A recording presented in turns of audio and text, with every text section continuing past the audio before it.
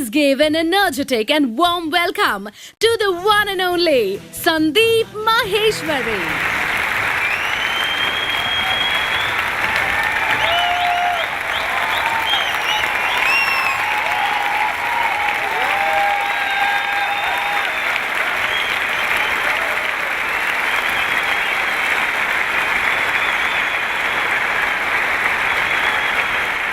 Good morning, everybody! It seems there is a slight problem. Let me check. In this year's budget of India, how much is the tax on being happy and excited? Nil.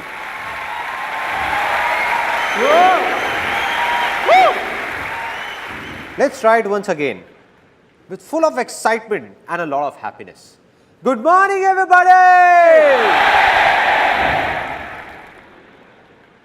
2.5 years ago, an MBA college in Pune invited me to give a speech.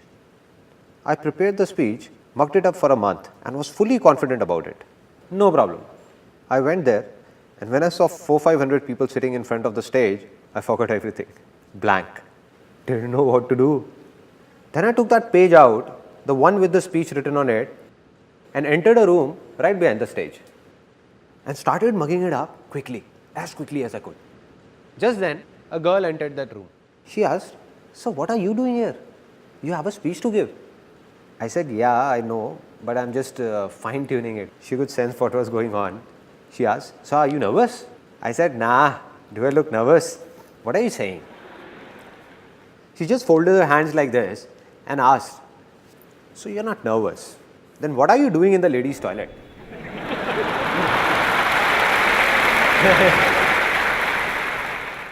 Then I looked on the other side and said, "Shucks, man." After that, somehow, I got out of there and went onto the stage. I went and stood behind the podium. Now just suppose, you can imagine the situation over there. This is the podium and here I am, fully prepared. Good morning, everybody. My name is Sandeep Maheshwari and today I am going to talk about blank. 1 second passed by, 2 seconds, 10 seconds. Every second seems as long as a year. People in the audience stare at you as if you are an alien, just the way you are staring at me right now. As if I'm gonna do something different. But I'm just one of you, no? So just kept standing there, completely blank for almost 1.5 minutes. A student of that college sitting in the audience shouted, "Come on, sir, you can do it." It shook me up. I said, if he's saying, maybe I can do it. Finally, I started speaking, somehow finished that speech and got down. So this experience taught me 2 important things about life. That if I can do it, a guy like me, whom people in the family said was shy, unconfident, I was a complete recluse with no friends in school and lonely. So if a guy like me, who was an introvert back then, can come on this stage and speak in front of thousands of people, let aside those 2 hours, even for 5 minutes, then anybody in this world can do anything.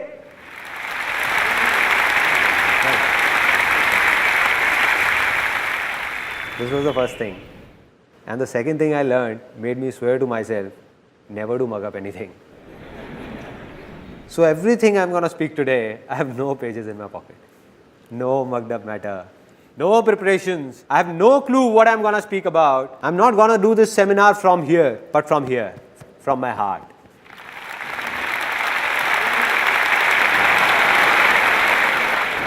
Anything I feel will be coming out directly, no filters in between, nothing. Are you all excited? Now, your excitement level that was here has reached here. I'm going to make 3 such big commitments that your excitement level will surge from here up there, right through the roof. Okay, the first commitment, that this day is gonna be one of the biggest days of your life. One of the biggest days. And you won't be able to forget it, never. And I'm not only saying this, I'm making a commitment in front of thousands of people whom I don't even know. And even if a single person says that this day was not that big or was not that good, then he or she can let me know at the end of this seminar and I'm going to apologize to that person in front of everyone for wasting his or her time. This was the first commitment. Now the second commitment. A lot of you people sitting here would be thinking, Okay, there must be something in it for us, but tell me what's in it for you? Why are you doing all this? What's the catch? Wherever you would have seen the word free written, it has a small asterisk on top of it. Really small, the one nobody notices. And at the bottom, it is mentioned conditions apply. Similarly, there is a small asterisk that you missed.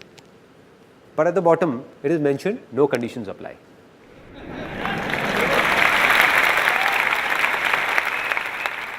Which means, be it today or any day, I'm never going to talk about or even ask for a single penny from any one of you. No profit of any kind, neither direct nor indirect. Not now, not ever. Never.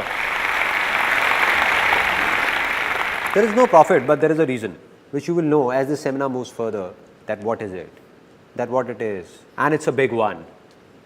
Final commitment, the third commitment. It's less of a commitment and more of a surprise that today, this seminar, this is the last seminar of my life, the last life-changing seminar. And there is a very big reason behind it, which I'm going to share with you at the end of this seminar, for this being my last seminar. Now, after making these big commitments, let me tell you in brief what's going to happen today. How many of you want to be successful? Yes. Now, out of these, how many believe that they are already successful? That's it. What's going on? I can prove right now, that all of you are very successful. How many of you know driving? Out of you, how many ride a two-wheeler? So all of you who ride a two-wheeler, like you said, where do you ride this two-wheeler? Delhi. In Delhi. And many of you in different parts of India.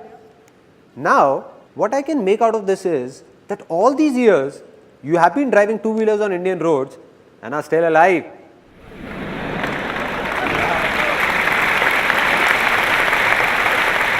Isn't this a success? Yes, it is.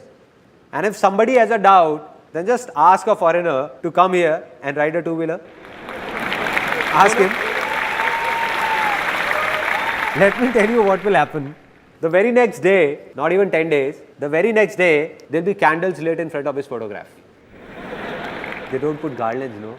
And somebody would come and ask his mother, I'm so sorry, how did this happen? And his mother would say, he made a big mistake. He didn't jump the red light.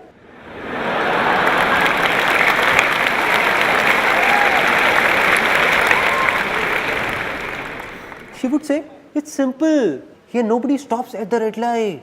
People keep driving. Till the time the person from the other side whose signal is green doesn't make a gesture like this.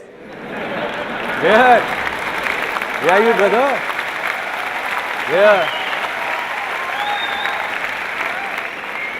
Till that time, don't stop, son, don't stop. Just keep driving, keep driving, keep driving. But he didn't understand all this. He applied brakes and stopped at the red light. He stopped, but the bus behind him didn't and took him along. Which means that in his own life, back in his own country, he might be very successful in many things, but driving in India, he failed and failed miserably. But you all are successful. So what is the problem? The problem is that with time, the definition of success changes. There was a time when driving was a success. Now after learning how to drive, definition changed. Getting a degree was a success, right?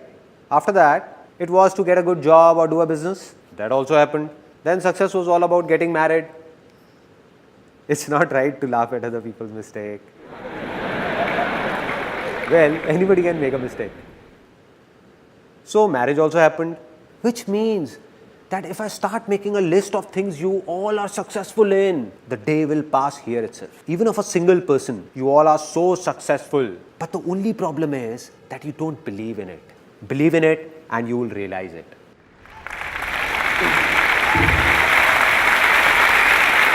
Only one person can help you or make you successful. And who's that? Can somebody tell me?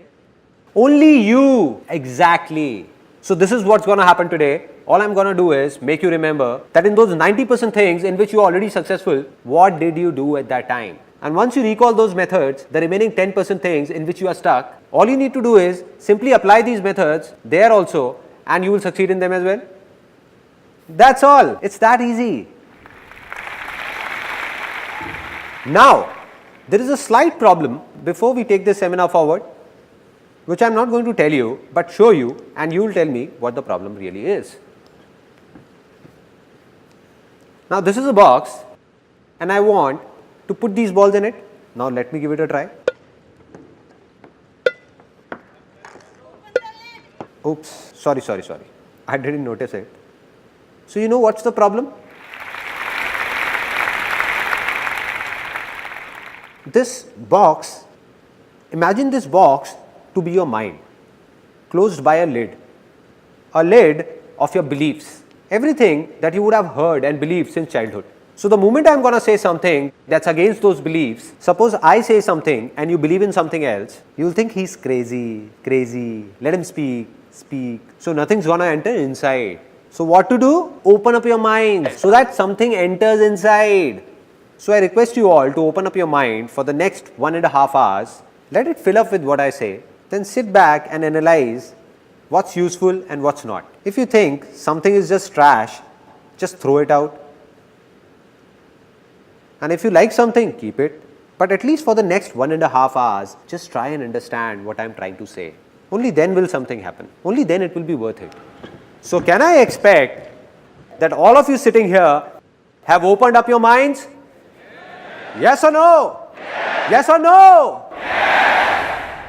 If opening up your mind was so simple, there wouldn't have been any problems.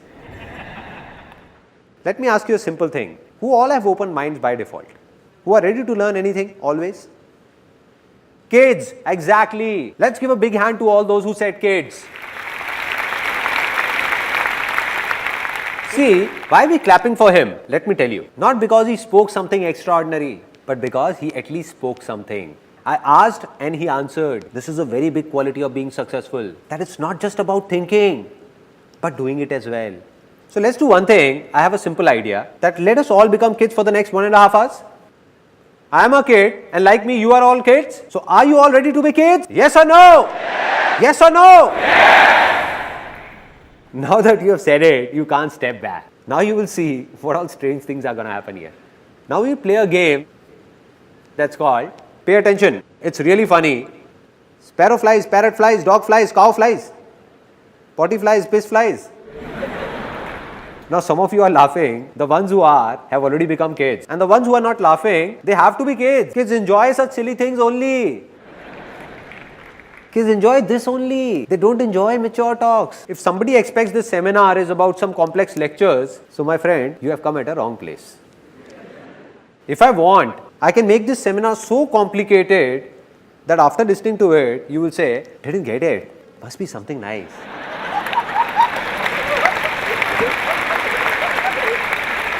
But no, what am I doing?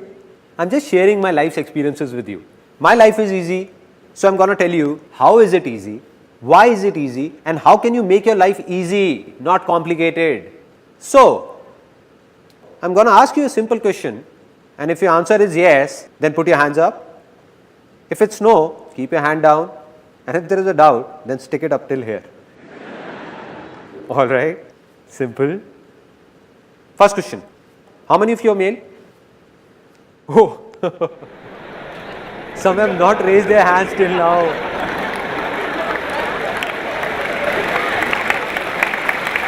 What is this going on? I asked a simple question that how many of you are male? They are not listening to me. They started looking at the person next to them.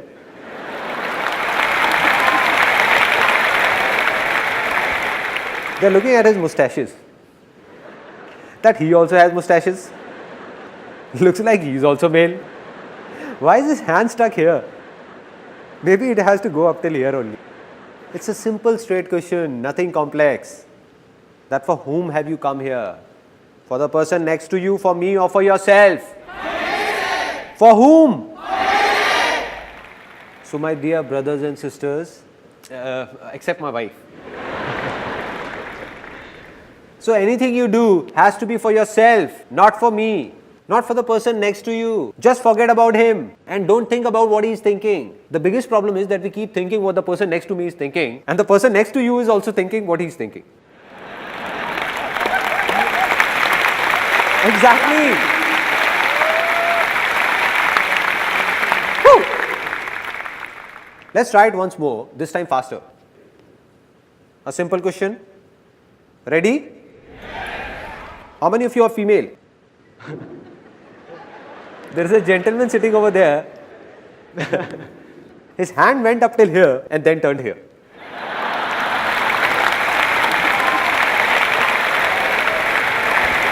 How can I make a mistake? There is no doubt. I am not a female. Have still not become kid, no. Still, there is something inside. Once more, we will do it again fast, real fast. How many are male? Female? Male? Female? Female? Female? Male? Male? Male? Female? Male? Female? Male? Female? Woo!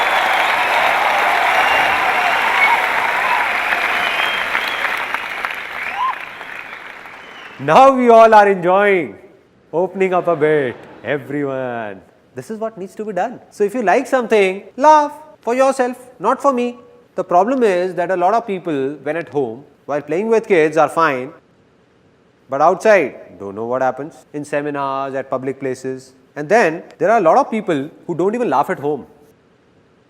Their laughter, struck by the hard times of life, gets stuck. It stops. So I have given a name to such a laughter, and that's constipation smile. Meaning, stuck up smile. They feel like laughing, but don't want to open their mouth. How will it come out? Let it out. Don't suppress your laughter. Let it out. Out. There is no point stopping it. No point. So do what you feel like doing, because this day is not going to come back. This day is not going to come back.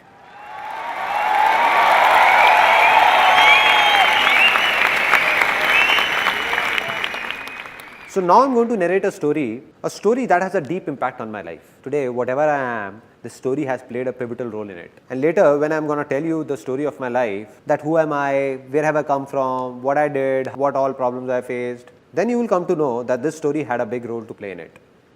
A story of King Akbar and his minister Birbal. Once King Akbar, some people are already laughing. As I said, don't laugh unnecessarily. So King Akbar and Birbal's story.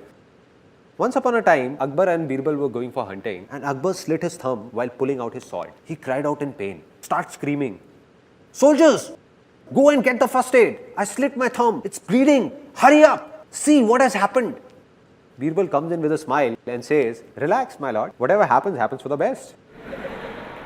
Akbar says, "Birbal, have you lost it? What are you saying? I thought you loved me." "Soldiers, do one thing.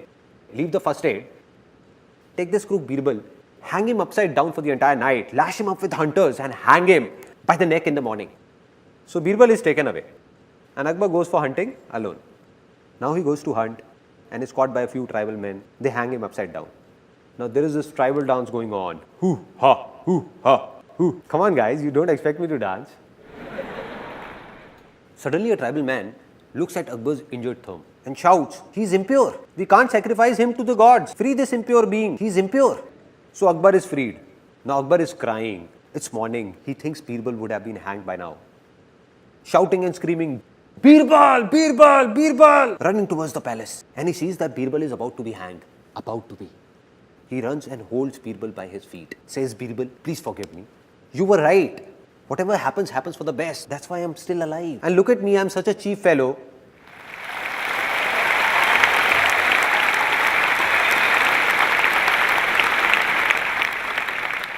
And look at me, I'm such a cheap fellow. What have I done to you?"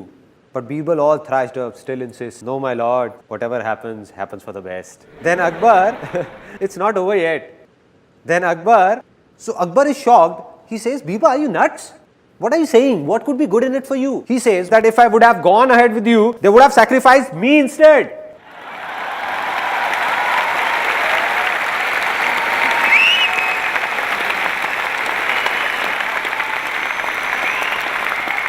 Now a lot of smiles here are transforming from constipated smile to loose motion smile. Flowing, flowing, let it flow, let it out, let it go wherever it want to. So what's the moral of this story? That whatever happens, happens for the best. So how many of you believe in luck? How many of you believe that destiny plays a major role to move ahead or be successful in life? Many? Me too. I also believe in luck. I also believe in destiny.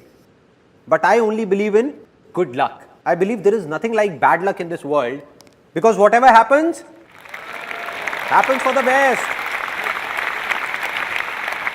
Right. It means that even if something bad is happening, it seems to be bad. It is not actually bad. It seems bad at present, but in future we realize that it was also for the good.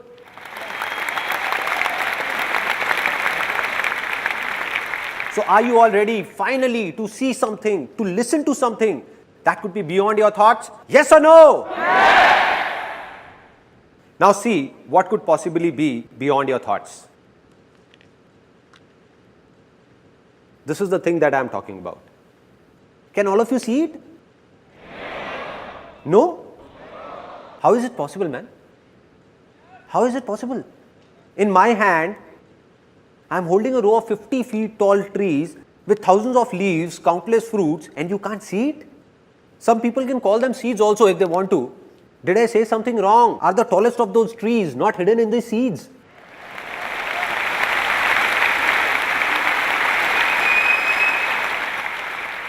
Hidden inside but not visible. And this seed will become a tree if it gets water. If I put these seeds in water, will they all become trees? Land, and that too fertile land. If I take 1,000 of these and sow them in a barren land, nothing will happen. But sowed in a fertile land, all these seeds are trees. Simple. Just like this. Similarly, all of you who are sitting over here, I have already told you that you all are already successful in a lot of things and of a remaining few things that you want to be successful in. The seeds are inside you. That tree of success is hiding within you only. All it needs is a fertile land. Exactly. Now will somebody tell me what that fertile land is? Anybody? Environment? Thoughts? A lot of people over here are saying a lot of different things, but most of you, as I can hear, are saying thinking. It's not thinking. It's not positive thinking. We keep talking about positive thinking. If we have positive thinking, we will be successful. In a single day, in everyone's mind, it has been proven scientifically, more than 60,000 thoughts emerge. So anybody, no matter how big, how powerful, or how evolved, he cannot control his thoughts even if he wants to. So it doesn't make a difference what you think. It doesn't make a difference what you speak or listen to. All that matters is what you believe. Because what you believe, sooner or later you become.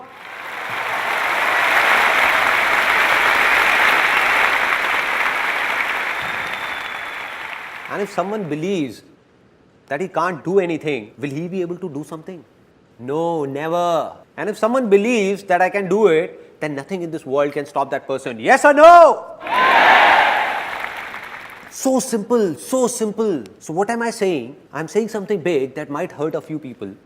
That all of you who are sitting here, more than 90% of you don't even have a land that's fertile enough to sow the seeds of success in. That very land is infertile. Strange to hear, na? Okay, I'll not comment on you, rather share my own experience. Till the time I turned 18, as a kid, I believed I could do anything. But by the time I started growing up, grew up, there came a stage in life where I believed that I'm good for nothing. Which means my land became infertile. So why did this happen? Where did it all begin? It all began in childhood. So here's a short film that you will see that will explain why did that land become infertile and how to make it fertile again. Since childhood, don't know how many times you would have heard that you can't achieve your dreams. Like your dream of piercing through the clouds in open sky. But the dream ended the very moment you woke up. Because you were told that no matter what you do, you cannot fly. Just like me, you would have heard it a lot of times that life is not easy. Rather, it's very difficult. It's not a child's play. What if I tell you that all those people who told this to you were intentionally or unintentionally lying about it? And in this whole world, anybody who has been successful has done so by keeping that little kid inside him alive and not by killing him. That kid who is not afraid of dreaming, who learns to walk by falling again and again, who believes that he can do anything, who not only flies in his dreams but in reality as well. So are you ready to become a kid once again? Because being successful is not a man's task. Rather, it is a child's play.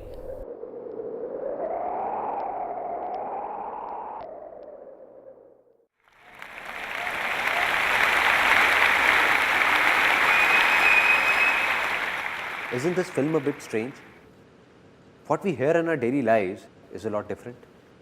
There, anybody who is successful or not successful says the same thing, that being successful is very difficult. One has to go through a lot of hardships, lot of pain. Like success is very, very hard to achieve.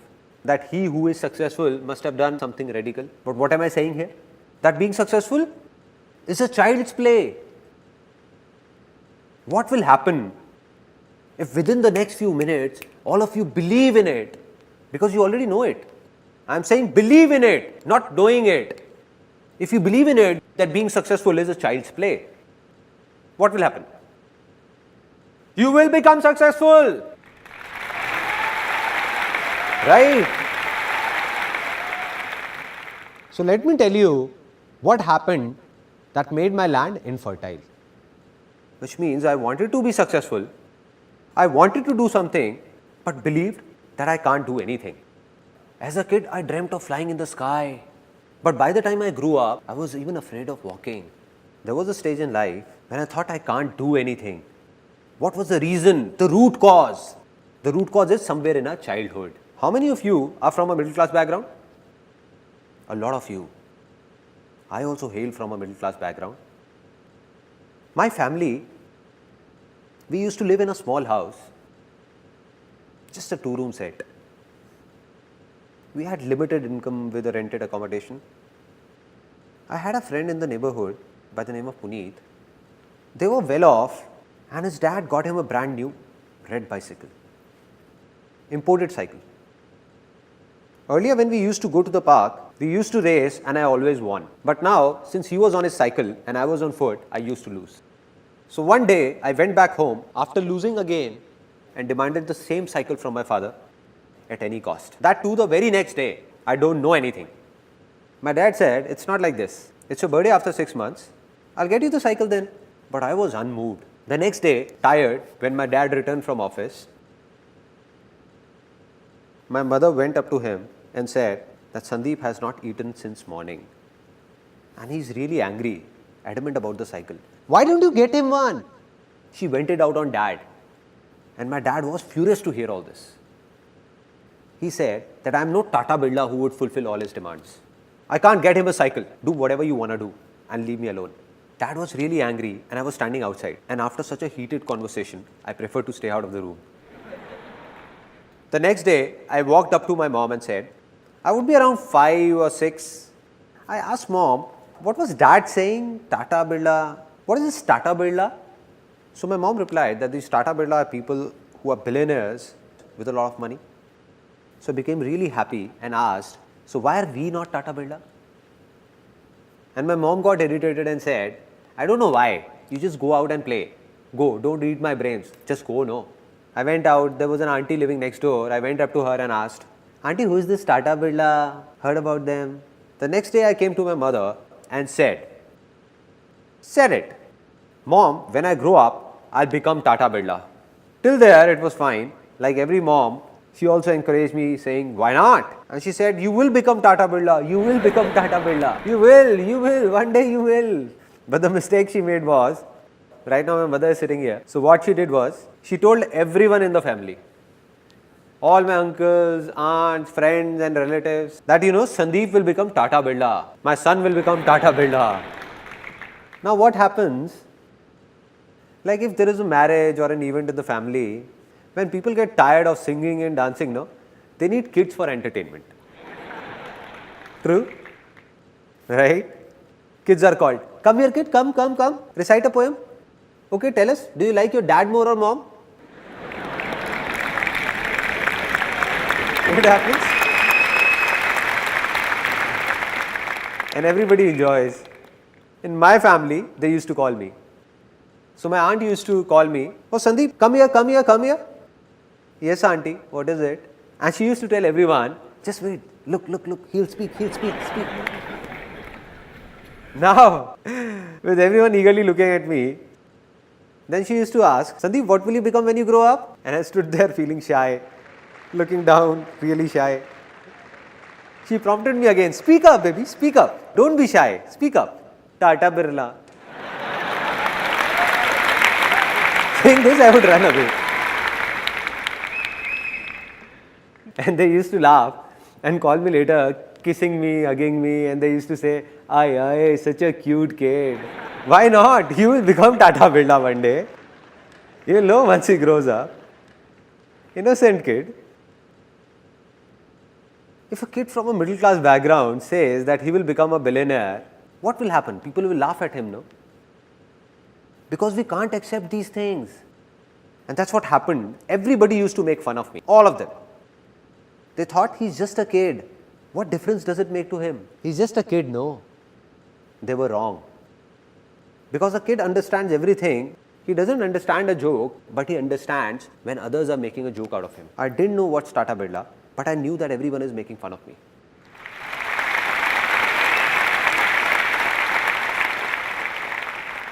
And who are these people? The same people who are my family, the ones I trust, who are dear to me. So I thought that if all of them are saying, then maybe they are right. How would I know? I'm just a kid. And by the time I grew up, there were many such incidents and talks. So by the time I turned 18, all I desired was a salary of 10 to 15,000 rupees. That's it. I still remember when I was 18 or 19, I went to someone for a suggestion. Every family has a person or two whose advice everyone seeks, right? Isn't it? Some of you are laughing. It seems they got the same advice as I did. So I went fully prepared, thinking that I'm going to this influential person, and if I goof up anywhere, then my family is not going to support me. So I went fully prepared for it. Fully prepared, thinking what he might ask. He asked me 10 things, saying, what if this happens? What if this? What if this? What if this? Since I was fully prepared, I said that if this then this, if this then this, if this then this. When I answered all his questions, he said that, listen kid, all this you're saying is very impractical and it can't be done. And I asked, why can't it be done? Can you please explain why can't it be done? He got irritated because he was at a position where a kid who was a nobody came and questioned him that why is it not possible? So his ego took a hit and he said that, listen boy, you don't know anything about it. It's easy to say but very difficult to do. How many of you have heard this dialogue? Everyone. And that too, how many times? Have you ever wondered the impact of this simple dialogue on our minds? Or on that land that I was talking about? This word difficult is also a seed. Just like the seed of success that I was talking about, this word is the seed of failure. Anything in life, if you keep saying it's difficult, then after some time you will end up saying, it's impossible, it can't be done, the end. So this word difficult, what has it done? It has tied down. It has tied down each one of us like a rope does. Just like an elephant in a circus who was tied with a rope when it was small. So that baby elephant tries very hard to snap that rope. It keeps trying,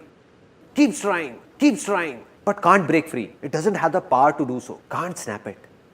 So it believes that it's really difficult for me to do it, impossible. And now, when that elephant has grown big, if it wishes, then not only one rope, it has the power to snap 1,000 such ropes. But it has stopped trying. Stop trying.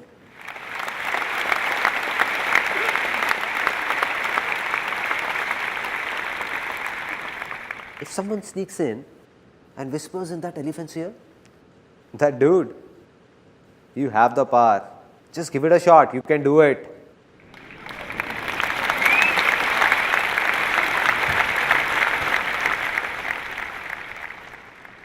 So how long will that elephant take to snap that rope? 1 year, 2 years, 10 years? 1 second. Not even 1 second. This is what happens. All those beliefs which are based on a lie take years to be formed, but snap in a second. Second.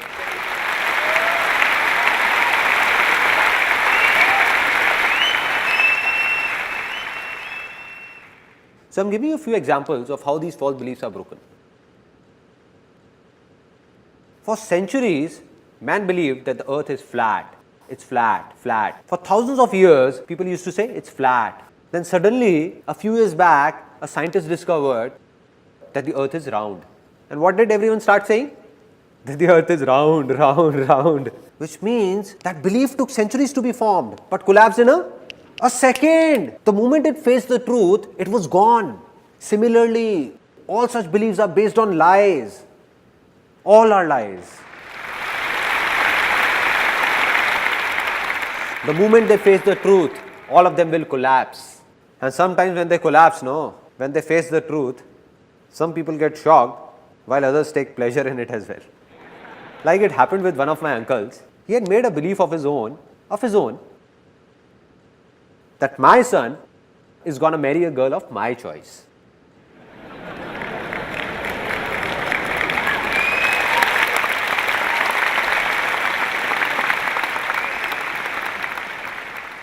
The sons are clapping, but fathers, anyhow. Now what happened? It was his own belief, but it's not true. This is not truth. So what's the truth? What's the difference between truth and lie? The truth is that fire is going to burn you.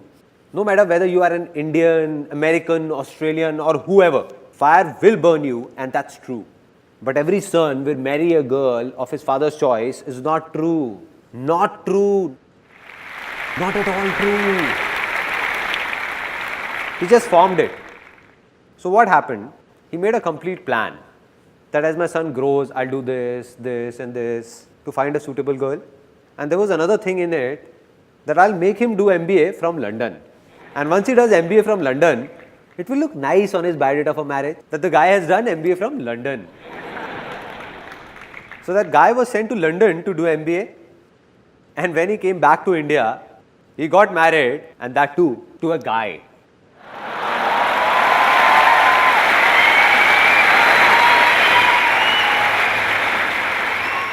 This is how false beliefs snap, like this. I'm not talking about right or wrong, but I'm just giving you an example. How these beliefs shatter. And in the same way, all your beliefs formed by you, which are stopping you from moving ahead, that have made your land infertile, are going to be shattered in the next 20 minutes. All of them. All of them. All of them.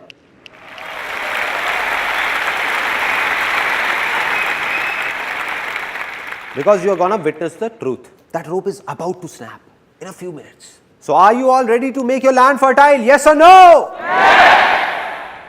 So how many of you are into a job? Okay. Out of these, how many of you find giving job interviews difficult? Going for an interview gives you nightmares. Okay. So many of you. And how many of you find job interviews easy? Again, so many of you. It seems there is some confusion. How many of you find dancing difficult? Really difficult. How many find it easy? Out of you all, with your hands raised, how many of you can come on the stage and dance with me right now? How many? Oh, so many. Now, why did I ask this? Just to show you a contrast. For some of you, dancing is difficult even when alone. And for some, it's easy to dance even in front of thousands of people. It's easy. What a contrast. What a contrast. Similarly, how many of you find doing business difficult? Business as a name sounds difficult. Difficult? How many find it easy? Easy, huh? Now, there is an interesting saying in India that I can't relate to, that in today's time, doing business is very difficult. Now, I don't understand that when did this today's time start and when will it end?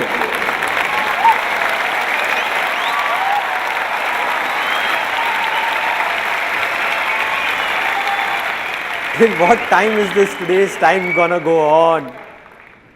So there is a simple thing that's clear now, absolutely clear. Sometimes we are so busy with our lives that we don't have the time to think about these minute things. We keep waiting that someone from somewhere will come and tell us a big secret. A big secret.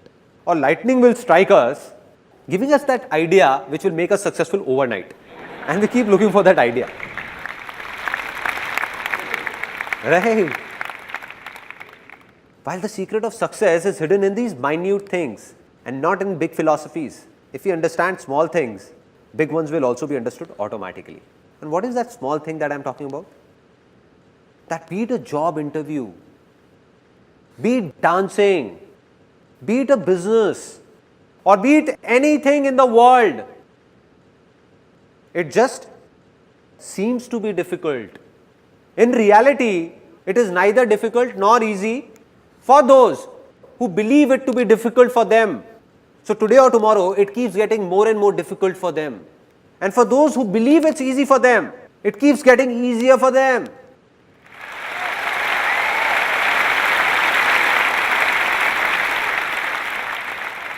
So there are a few things that seem easy to you.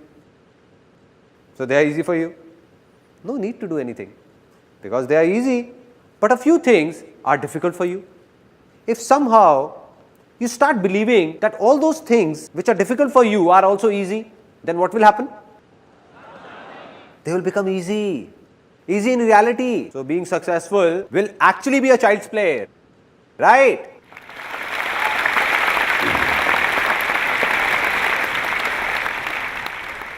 Now, let's get down to the basics, the roots, and see what is really happening down there. That all these beliefs, from where are these being formed? All these false beliefs, how were they formed? Till the time we understand this, how will we break them? Now, out of you, how many of you have heard, see no evil, say no evil, hear no evil? Everyone. I believe that if you really want to be successful, then you have to do something else and not this. With due respect to Gandhiji, I don't agree with him. Why? I'm saying such a big thing. Why don't I agree with him? Why not? Can you please close your eyes for a few seconds? All of you? Eyes just above your nose? Alright. Now do as I say. Do as I say. Don't think about your mother. Please don't think about your mom. You dare think about your mother. And your mother's photograph should not flash in front of your eyes.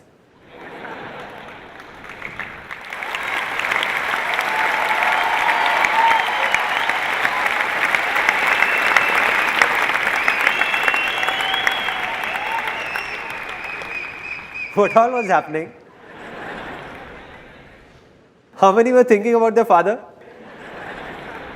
I was saying, don't think, don't think. But even then you were thinking just about her. See, here is an interesting fact that how does a mind work? See, our mind cannot think in words. It can only think in images. It can only think in pictures. For example, I am saying terrorist. Whose image comes in your mind? Kasab. Osama bin Laden. Nobody is saying wife, right? Don't you dare.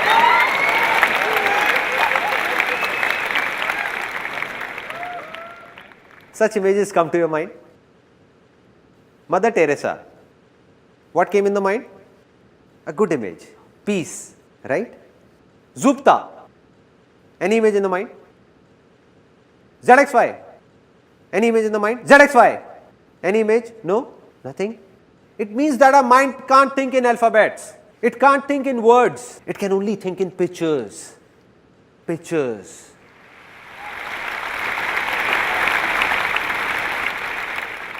So, nothing can be changed by just speaking about it, whether it's easy or difficult. Anything we want to do has a good image in our minds, we find it easy. And if it's bad, we find it difficult.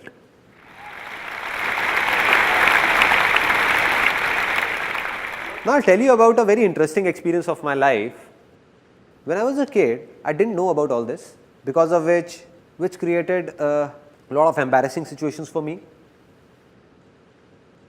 As a kid, I loved beating up my younger sister. She's also here today. Hi there. So I enjoyed beating her up a lot, very much. And whenever I would beat her up, she would exaggerate and tell my dad about it. Means, she would say, I got a real beating. Oh dad, he hit me here, he hit me there. I got a real beating. Dad would have just returned from office, all tired, irritated, and he would start every day, regularly, almost every day. Are you an idiot? Is your mind full of trash or what? Don't you understand? How many times have I told you not to hit your little sister? Not with your leg. She is considered to be the goddess of wealth.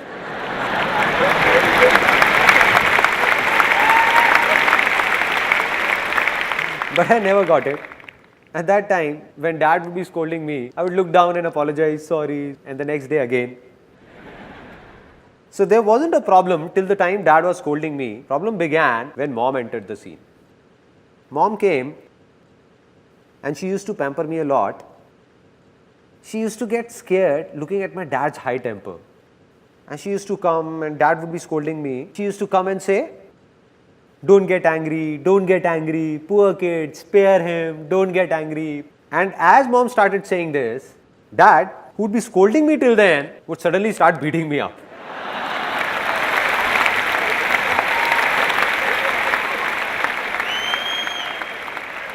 I used to think, Mom, why did you have to be here? Why did you have to be here? The more she used to say, don't get angry, dad would say, don't get angry, Thor!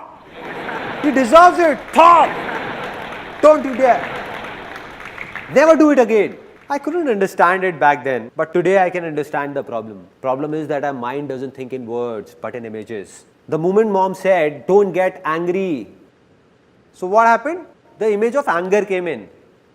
Don't. Any image of don't? Nothing. Get. Yes, do it. So,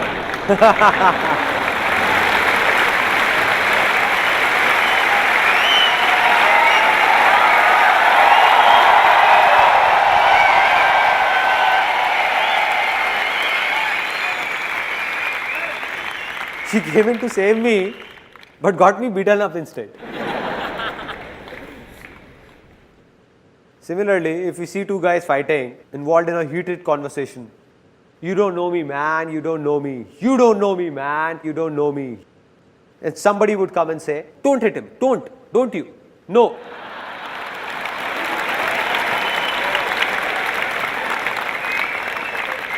Not this brick, no. He picks up the brick and bang, bang, bang. So, I say, see no evil, say no evil, hear no evil. If this is not to be done, then what else needs to be done? Very simple.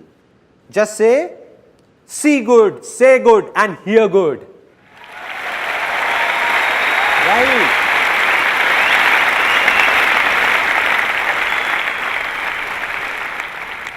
But it is also not something new. Everyone knows about it. And this is called positive thinking. Everyone is talking about it. Anywhere you go, to think positive, think positive, think positive. Does it make a difference? To some extent, yes. To some extent. Because positive thinking is like allopathy and not Ayurveda. It's a temporary relief. What does allopathy say? If you have a problem, take a medicine and cure it. Medicine and cure. What does Ayurveda say? That you make your body so healthy that you don't need to take medicines at all. That's the difference. You will read a positive book or go to a pleasant place, the effect will last for some time. It's absolutely true, and it applies for this seminar as well. That its effect will last only for some time. A few hours, a few days, or maybe a few months. And after that, back to normal life.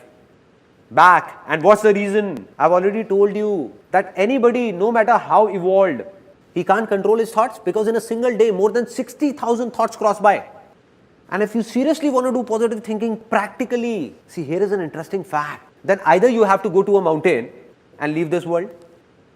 No newspaper, no television, no talks, nothing at all. Just go there and control your thoughts. This one is positive, nice. This one is negative, orange, no. Negative. So, I do believe in positive thinking, but not that much. It has its own role, but a very small one. It can't remove problems from the roots.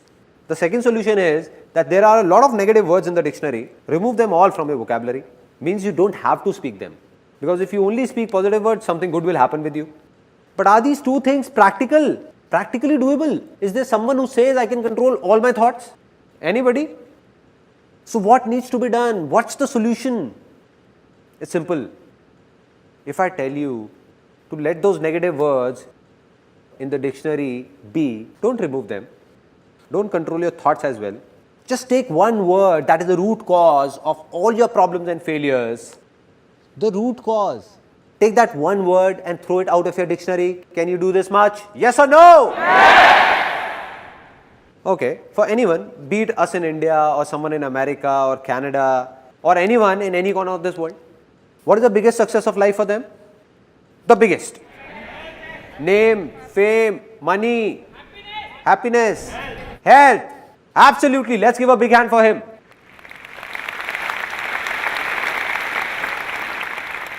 No success is bigger than health. A man with a lot of name, fame and wealth, but without health, is he any good? All is waste, no use. No success is bigger than health, and we all know it. Nothing new in it.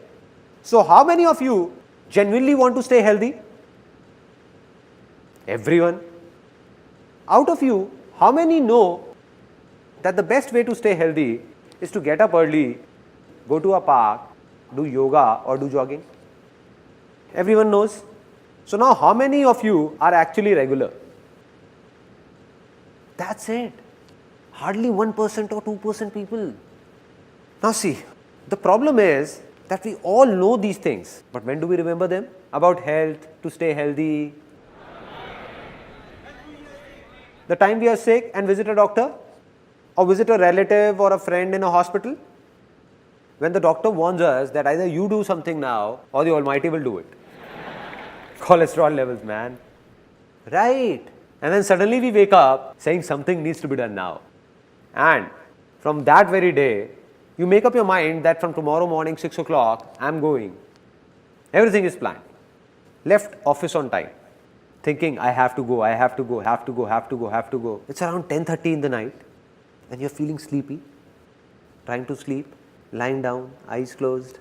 You know to wake up early, you need to sleep early. Just then, you heard your famous TV soaps tune. Na na na na.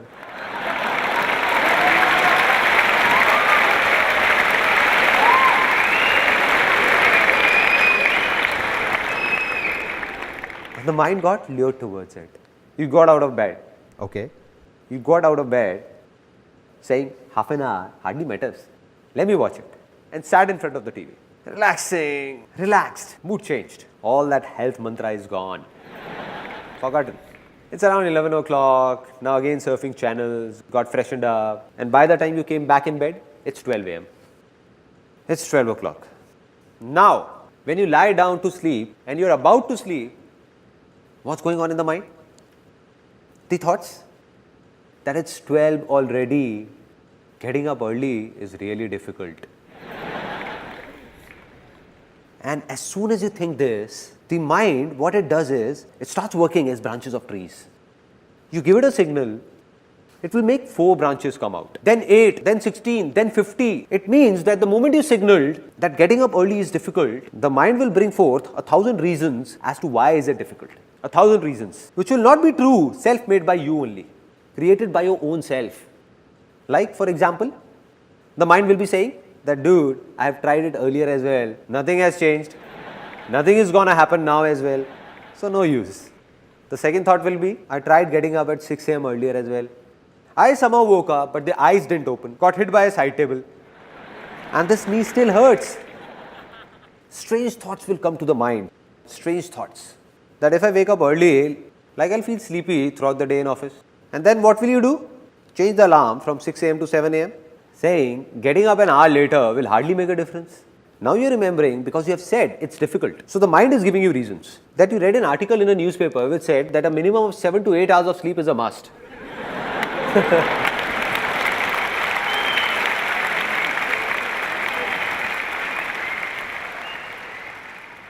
Apart from this, some people's reasons are even stranger. Like one of my friends, I told him that from tomorrow morning, you come along with me and let's go jogging. He said, I'll not go in the morning, I can go in the evening.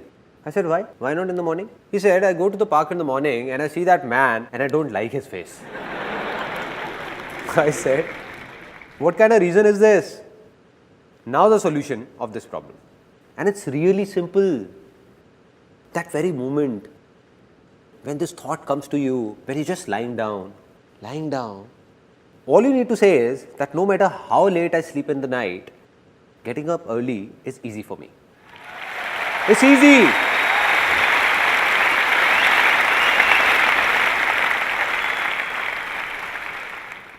Now you know what will happen? Really? The moment you will say it's easy, a voice inside you will say, are you crazy or what? How is it easy? Because we aren't used to it. Then you will say it for the second time, it's easy. Then for the third time, it's easy. Getting up early is easy. The moment you say it 3-4 times, your mind will give you 1,000 reasons that will prove it's easy. It will go in the opposite direction.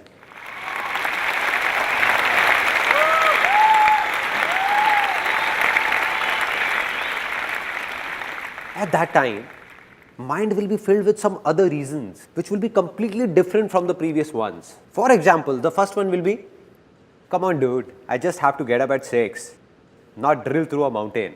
Earlier also so many times I have caught a train, and to catch it, I woke up at 4 in the morning, 4 a.m. and that too on my own. 5 minutes before the alarm went off, I woke up myself.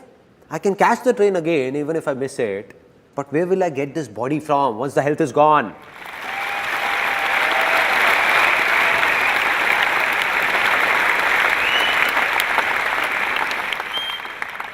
Can you make out the difference? The difference between positive thinking and this? In positive thinking, someone from outside is trying to make you positive and the negative thoughts inside you are stopping him. The moment you say it's easy, you're yourself trying to be positive. Nobody from outside is doing it. Rather, your own mind is doing it. Now, this is what came to your mind. And apart from this, the second thing that came was that earlier you were thinking that you will feel sleepy in the office. There is nothing wrong in it. But just see how the perspective changes. Your mind will think, so what? Even if I feel sleepy, I'll have 3-4 coffees extra and then I'll get used to it. Finally, the biggest of problems, the one that my friend had. Maybe you also relate to it. The one my friend had. That if I go to the park in the morning and I'll have to see that man's face. So now when you will say it's easy, you will not see the neighbor's face, but his beautiful wife's.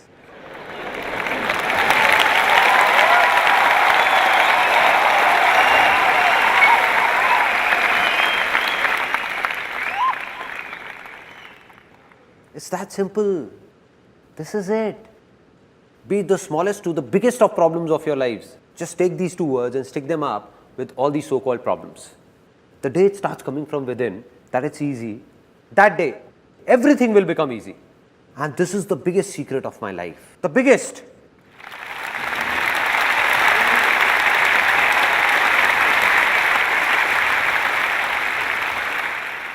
There was a stage in my life when I thought that I'm good for nothing. I can't do anything. Nothing at all. Went to a call center for an interview, don't know where all I went, did what not, but didn't get a job. It was a stage that if someone would have offered me 6,000 rupees for which I would have to work for 12 hours, slogging for the entire day, doing heavy loading jobs, I was ready. There were such major problems in my life. At that very time, an exactly similar moment came in my life.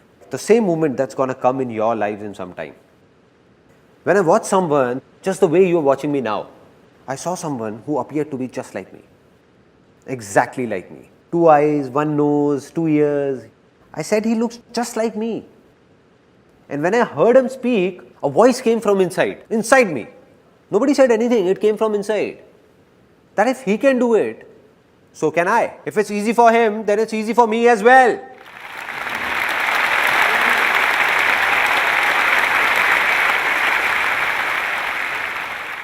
Finally, the moment has come to decide. Because I believe that if nothing has changed, then nothing will change. Although you all have come here, but if you don't make a commitment to yourself, or don't try to change yourself, then nothing will change when you step out of here. Nothing different. Just a good time pass and finished. So it's time to make a commitment to yourself. Take a decision to change yourself. You have two options. First, there are a kind of people in this world who themselves keep making the smallest of their problems, their troubles, bigger and bigger, and keep complaining. There are a lot of such people, and there is nothing wrong in this. All we need to do is understand that if we are like these people, only then will we be able to change ourselves. But if we don't accept it and say, no, I'm not like this, then you will be like this only, like you have always been. Second option, this was the first option. Second option is those people, and there are millions of people like this, who themselves make the biggest of troubles of their lives really easy, thinking of them as nothing and always be happy.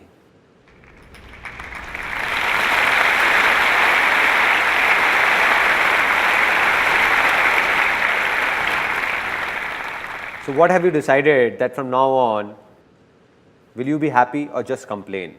Be happy. Now, the moment I was talking about has arrived. I'm going to ask you a question from the bottom of my heart, and the ones whose inner voice comes out, for them, the land has become fertile. Fertile. Anything that was past has passed. Let it pass. But today, do you believe you can change your future? Yes or no? Yes or no? Yes or no?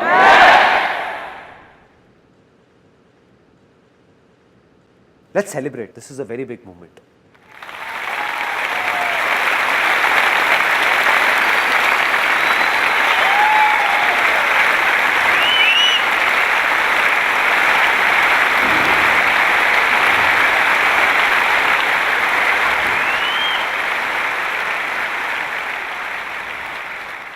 And I'm not just saying this, I can give it to you in writing, signed if you want. That life will not change for the ones who said yes or decided from the bottom of their heart yes. For them, life has changed, already changed, already changed.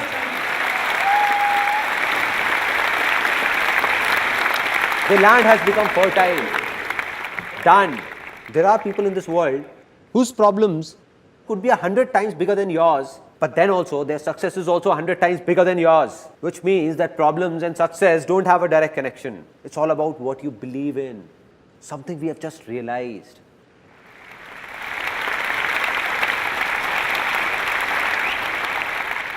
Now, just a small task to do. The land has become fertile, but no matter how fertile a land, if you don't take good care of it, what will happen?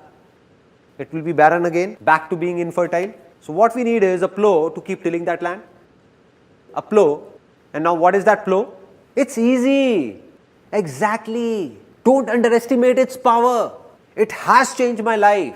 What needs to be done is that anything you want to do in life but believe you can't do it, just attach these two words. It's easy. And then see what happens. I'll give you an example what happens. How many of you are students? Students. Okay. Many would be engineering students also. How many are engineering students? Engineering students? A lot. Now what happens inside an engineering college? Leave alone the top engineering colleges like IITs, other top colleges, number 1, number 2, but not many students get admissions in these. And they get admission in a college which is not highly ranked. Now what's the general discussion in that college? And after taking admission yourself, you're cursing that college all the time. This college has this problem, that problem. You're told about so many things while taking admission. And now they're not doing anything. This is bad, that is bad, that is bad. And the worst is the placement cell of this college. All the students, all of them are saying that a degree from this college, leave alone any MNC, will hardly manage to get us a rupees 6,000 job. Right? This is what happens. Such strange talks are going around everywhere. And we also start doing it. What you need to do is leave aside everyone else. Whatever they do, if you want something different, something good to happen to you, then you'll have to say, to hell with the world, I'll pass out from this very college, and to get a job in India's top multinational company for me, it's easy.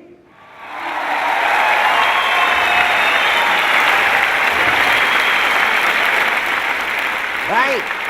Let those 99% people say it's difficult. Let them do a 6,000 rupee job. Let them fight over it. I'll get into a top company.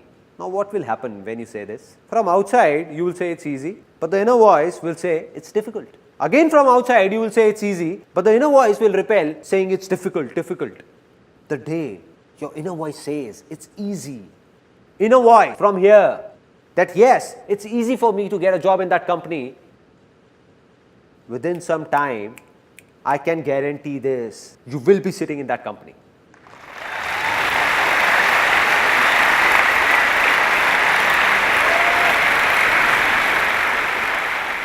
And this is not something theoretical that I am saying. Practically, you pick up any big company of India or world for that matter. Have all the people working there passed out from top colleges? No! More than 80% of them have passed out from colleges ranked lesser than your college or similar to your college. So my dear friend, if 80% people can do it, then why can't you do it? Right?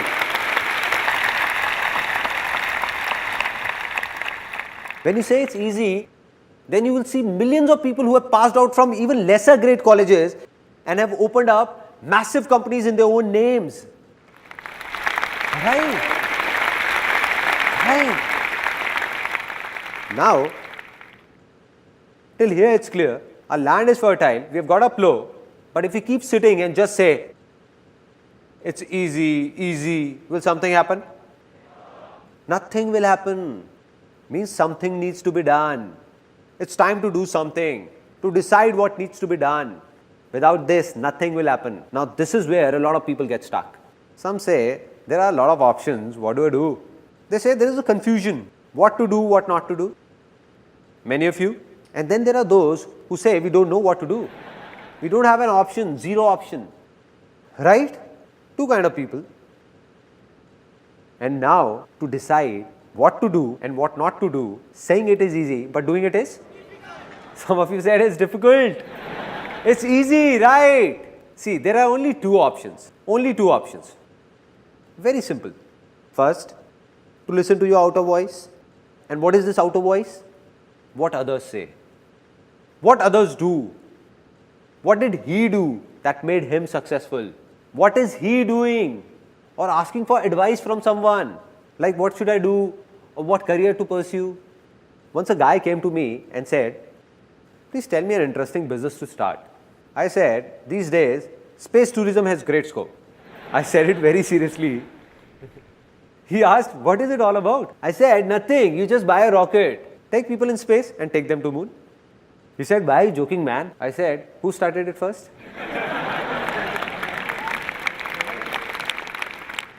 So what's the second option? The first one is outer voice and the second one is listen to your inner voice. Inner voice, whether you call it your soul's calling, your desire or call it anything, but listen to your inner voice. And the day you listen to it, no, that's it, you don't need anything. A simple example, real life incident of every house. There is a kid who has just one passion, to open up and reassemble his toy cars.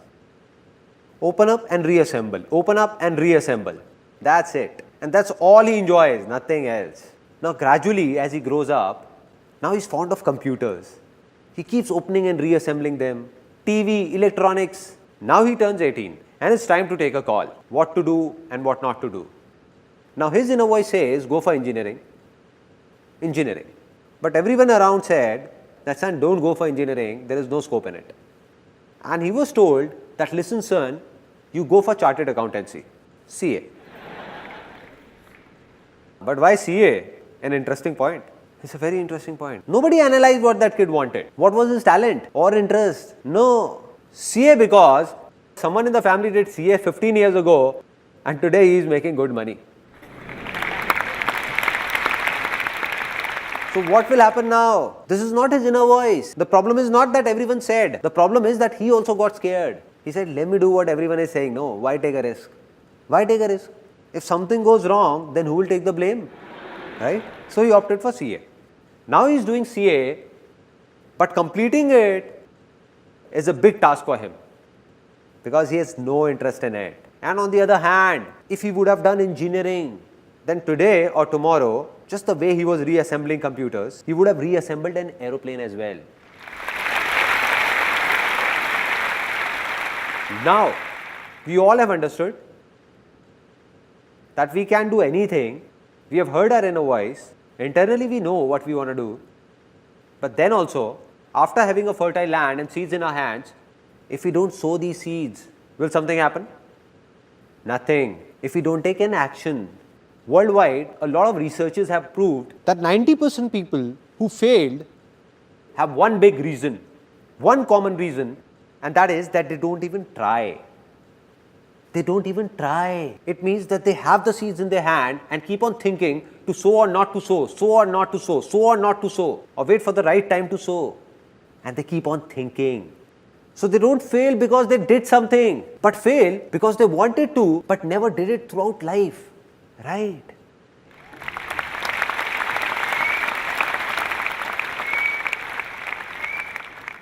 Now we understand that the problem is not taking an action. Let me ask all of you, why don't we take an action? We know we have to do this, still we don't do it. Why? It's one word, one word. Fear. Risk. And that's completely genuine. I'm not saying it's wrong. It's completely right. Because we are not alone. Today your inner voice says, I must do this. You also have your family, your house, kids and everything. How will you do it? There is a risk involved. Rubbish. All rubbish. I don't buy it. Why so? Because there is nothing known as risk in this whole world. God or whoever created this world didn't make anything by the name of risk. It is man who is creating risk for his own self. We are ourselves creating risky situations for ourselves and are getting scared of them. A little kid who is just born, we tell him impatiently, everybody encourages him to run. Run kid, run. What will happen to the kid? He'll break apart, he'll fall. Right? It's risky. But if that kid is given time and he is told to start by crawling, slowly, slowly, then walk holding a finger, then walk and then run. Is there a risk then? Not at all. Yes or no? No. Here is an interesting thing that happened with me 5 years ago. One of my friends came who had done MBA finance. I asked, what's up man? He said, nothing man, it all looks fit, but life is shit. I said, what happened? He was actually very tense. He said, I'm not happy. The 9 or 10 hours in office are so suffocating. I have no interest in this finance field, no. And it's really bad. And by the time I come home, I take all my frustration out on my wife and everybody. I just lose it and get irritated. I said, okay, it seems that you need to do something else or think of something else. So he said, that's why I have come to you. And I asked, what have you thought of? He said, man, but will you be willing to help me? I said, come on man, just say it. I'll do whatever I can. So he said, I think I should learn photography just the way you did. Will you teach me? I said, that is fine, I'll teach you. But why do you want to do photography leaving finance aside? Why photography? Any reason? He said, because you do photography and stay very happy. I said, great, so it's decided. You come to my studio from tomorrow, I teach you photography. But do one more thing from tonight, start eating bitter gourd as well. Some fresh bitter gourds, nicely cooked. He said, what are you saying man? I said, it's clear, no, it's clear. I stay happy by eating bitter gourds as well. So do everything that I like to do.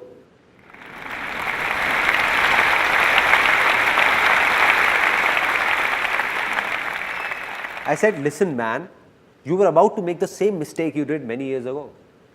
I said, I'll make you see 100,000 photographers, 100,000 who do photography like me and are not happy at all. For them, photography is just work, nothing else.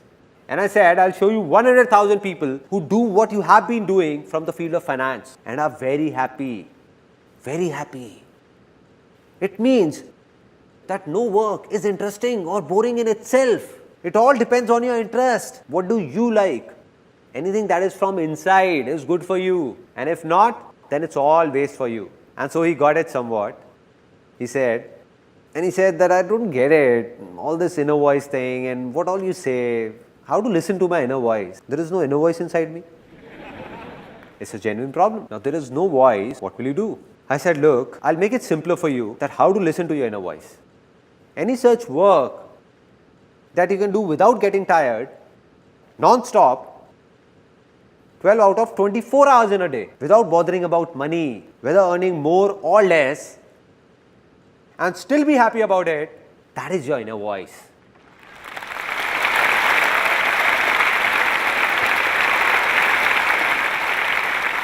So he smiled a bit. I saw his eyes lit up.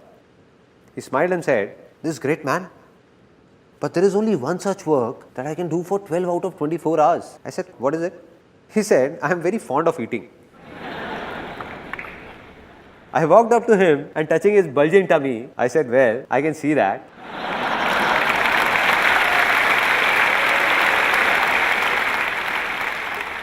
I said, "I would have known it anyway." He said, "Come on, man, I'm serious." I said, "Okay, tell me now." He said, "What I mean to say is that I'm not just fond of eating, but cooking as well. Cooking is something I can do for 24 hours. Everyone at home makes fun of me. Why do you keep roaming like a cook? But I just love cooking." I said, "Cool, so do something related to cooking. What's the problem? Do it." He said, "Yeah, man, thanks for the idea." I said, "I didn't give it to you. You gave it to yourself." So he said, "Now what I'll do is, you wait and watch. Now I'll open a big restaurant in a big shopping mall." So I asked, "How will you go about it? Buy a space or take it on rent?" He said, "Come on, man, you know I don't have that much money to buy a space. Obviously, rent is the only option." I said, "Okay, take it on rent. Still, it's not a big investment, no? Just assume the rent of a big restaurant in a big shopping mall, like 200,000 rupees as rent. Just 5 million rupees is all you need. You must be having that much on you. Just calculate, no?" He started calculating all my savings from here and there, taking from dad, borrowing it from friends. 3 to 4,100 rupees I can manage. I said, "Great, man, you're just about there." "Great, man." "Okay, 3 to 400,000 rupees from here. And what about the remaining money?" He thought a lot and said, "I think dad won't mortgage the home for it." I said, "You lost it, man. Just think of something else, man." He said, "I'll make a proposal of my restaurant and go to a bank for a loan. And I'm sure I'm going to get one." I smiled. I smiled and said, "My brother, bank only lends money to those who actually don't need that money." Right.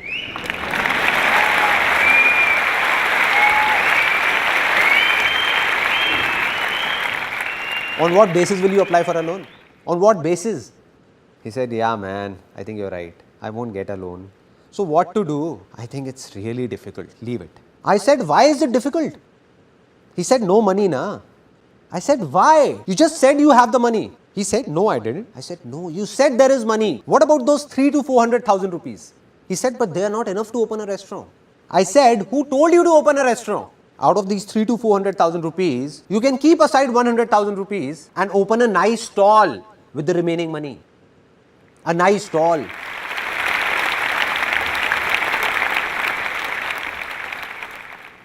He said, "Come on, man. I'm MBA finance. I won't put up a stall." I said, "Why? What's the problem? Put up a nice stall." He said, "No, man, I can't put up a stall. Try and understand." I said, "I am understanding it, but you are not. Let me explain that why you don't want to put up a stall.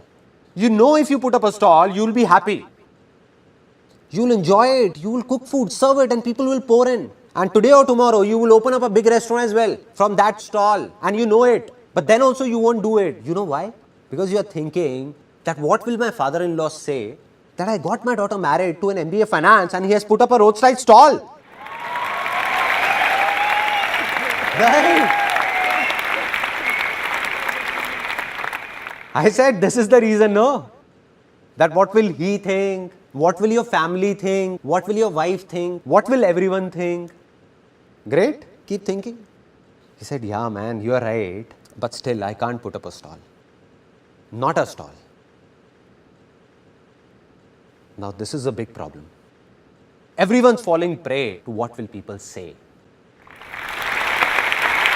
What about it? The biggest problem. The biggest.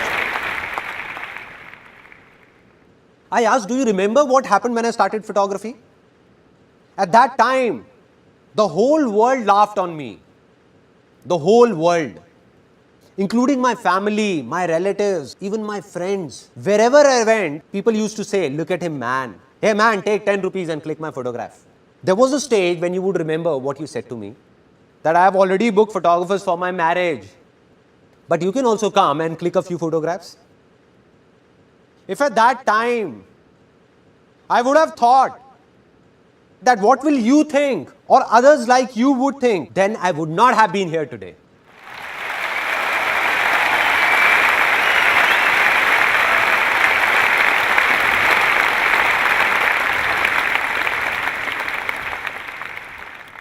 I said those people can go to hell. Whatever everybody thought of me, I didn't care. That's why I've reached here.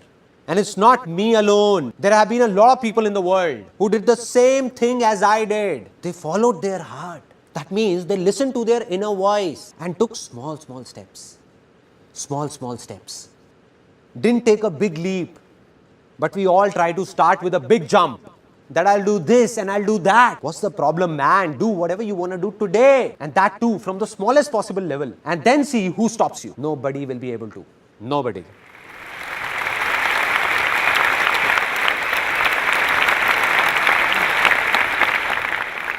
What we want is that here is a seed in our hand and somehow it should grow into a tree overnight.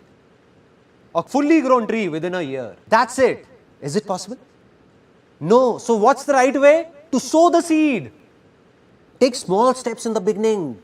Never try to force it out. Take small steps. That is, neither to run nor to stop. Just keep walking. Keep walking.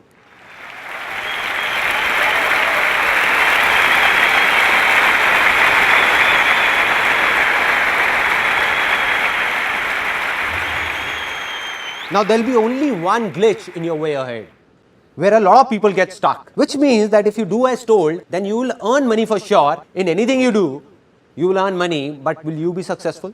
And for that, there is a final step that you must follow. And this is also going to sound strange to some people, because it is just the opposite of what people say about success. But this is true, with proof. You made your land fertile, sowed a seed, that seed has grown into a tree with a lot of fruits on it. Now if you lose it and say that I'll eat all these fruits alone, not give them to anyone, not share it with anyone, what will happen? Either those fruits will rot or you will die trying to eat all of them. Simple.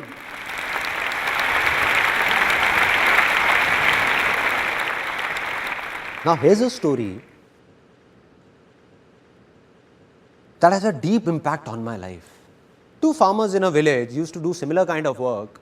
Both died and went to God. When they reached, God asked them, so tell me sons, what do you want to be next? What do you want? So the first farmer, full of frustration and anger, started complaining, what God, what a pathetic life you had given me. I had nothing on me, nothing. Look at what you did to me. Whole life passed working like that ox in the field, working. Whatever I earned, people used to take it from me. Nothing stayed with me. Nothing stayed with me. So God, in my next life, please make sure that I don't have to give anything to anyone. Rather, everyone should give me money from everywhere. Everywhere. God said, so be it, son, go. The second one came, God asked, what do you want? He said, God, you gave me so much. I have nothing more to ask for. A good family, a nice work, a nice village, no shortage of food ever. I never slept hungry. But there was just this one thing missing in life. At times, a few hungry people used to come to my door asking for something. Just do something that nobody should go hungry from my door.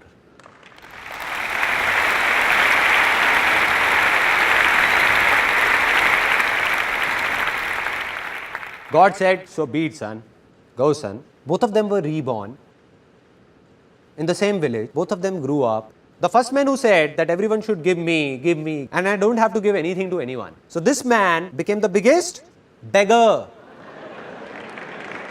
I'll not give it to anyone. Everyone should just give me. And the second man who said he didn't want anything but just to feed the hungry, he became the richest man of that village. The richest.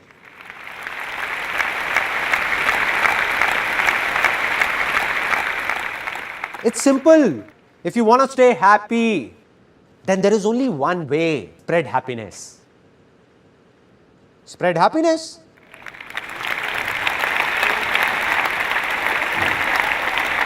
It's so easy, no? There is no other way. You keep staring at someone with anger and expect him to give you happiness. How is it possible?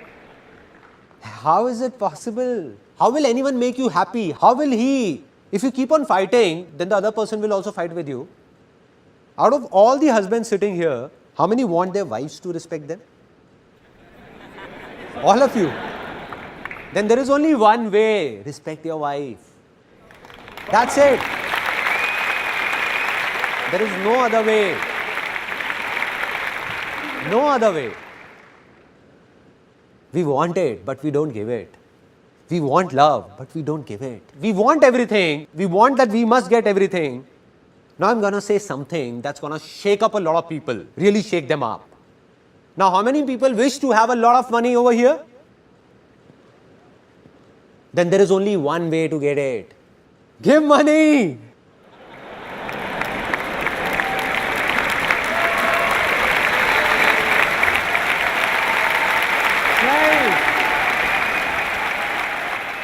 Some of you are not clapping, looking at me very seriously, thinking that I'm going to come up with a box. 10 rupees, 10 rupees, 10 rupees, 10 rupees, 10 rupees, 10 rupees, 10 rupees, 10 rupees. Giving money. How can someone give money? There are strange things that we believe about money. And that too rooted deep in us. No father, no brother, only money together. Right? And some people actually think it's true. They're fighting with their parents, with their brothers and sisters, only for money.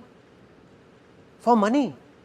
I'm not saying that money is not important. That would be impractical to say. It is very important. Very important. But money is only as important as fuel in a car. Neither more nor less.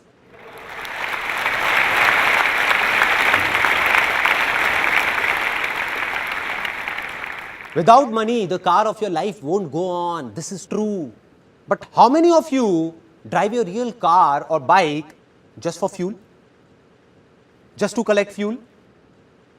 Take the car to the pump, buy fuel, keep it inside. Take it in the car, take it in the car, from here in the car. How many? Anybody?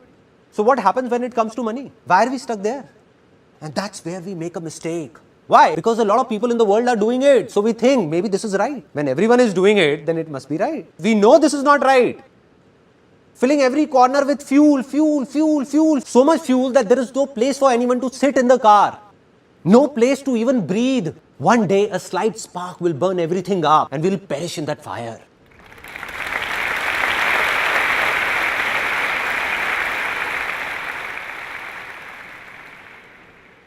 It's going on, no? People are burning. They might be successful in everybody's eyes, but not in their own.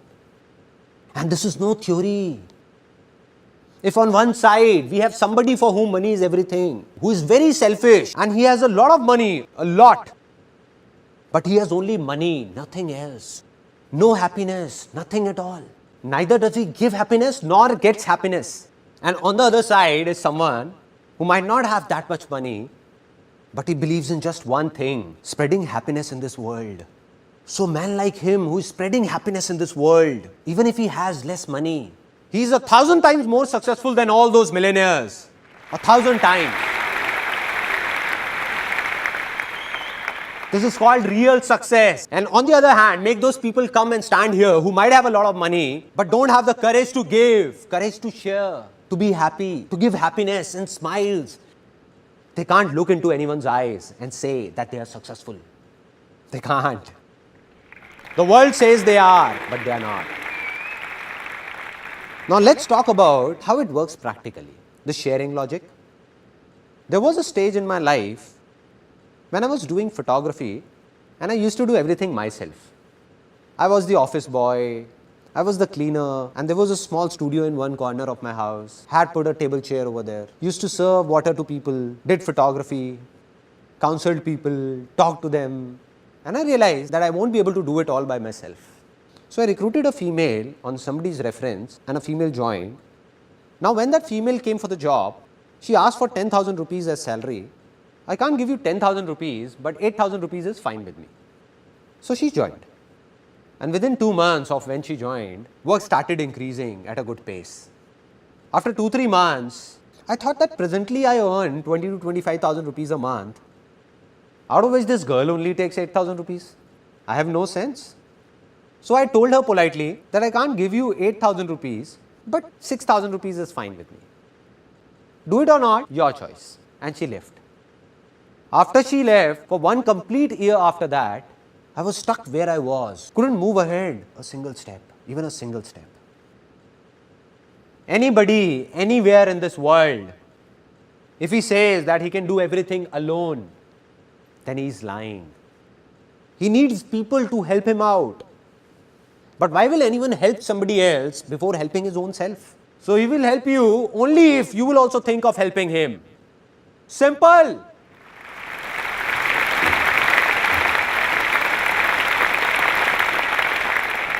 Let me ask you a very simple question. If there are 2 companies, so out of those 2 companies, the first company, while taking your interview, makes false promises by saying that we will give you this, don't worry, all will be good. But when you go and join, it's completely opposite. Like there was nothing about paying extra for overtime. No, this won't happen. That won't happen. This won't happen. You have to do this. You have to do that. If you want to do it, fine, or leave the job. Making you work for 12 hours, 10 hours for an 8-hour job and not even paying overtime. There are such companies. On the other side, there is a second company that does exactly what it promises. An 8-hour job means an 8-hour job. Work extra and overtime is paid. Everything said will be done. Apart from this, it also thinks about you. So which company will you join, first or second? Second. Now should I tell you something, honestly? That all of you who said they will join the second company, those very people, if decide to open up their own company, they will end up being like that first company.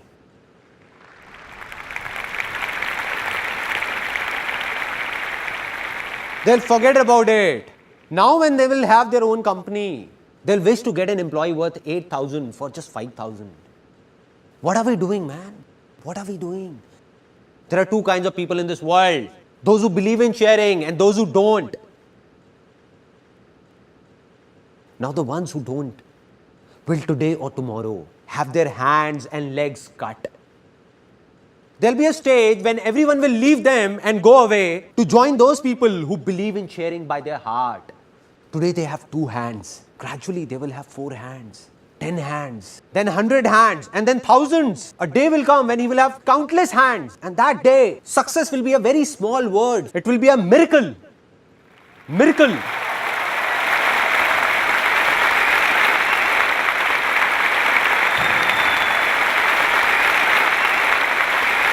People will say impossible. How did this happen? How can this happen? How did this happen? How can he in such less time? How can he do it? How can? It's simple, man. He knows about sharing and you don't. The day you do, your life will also be full of miracles. Everywhere.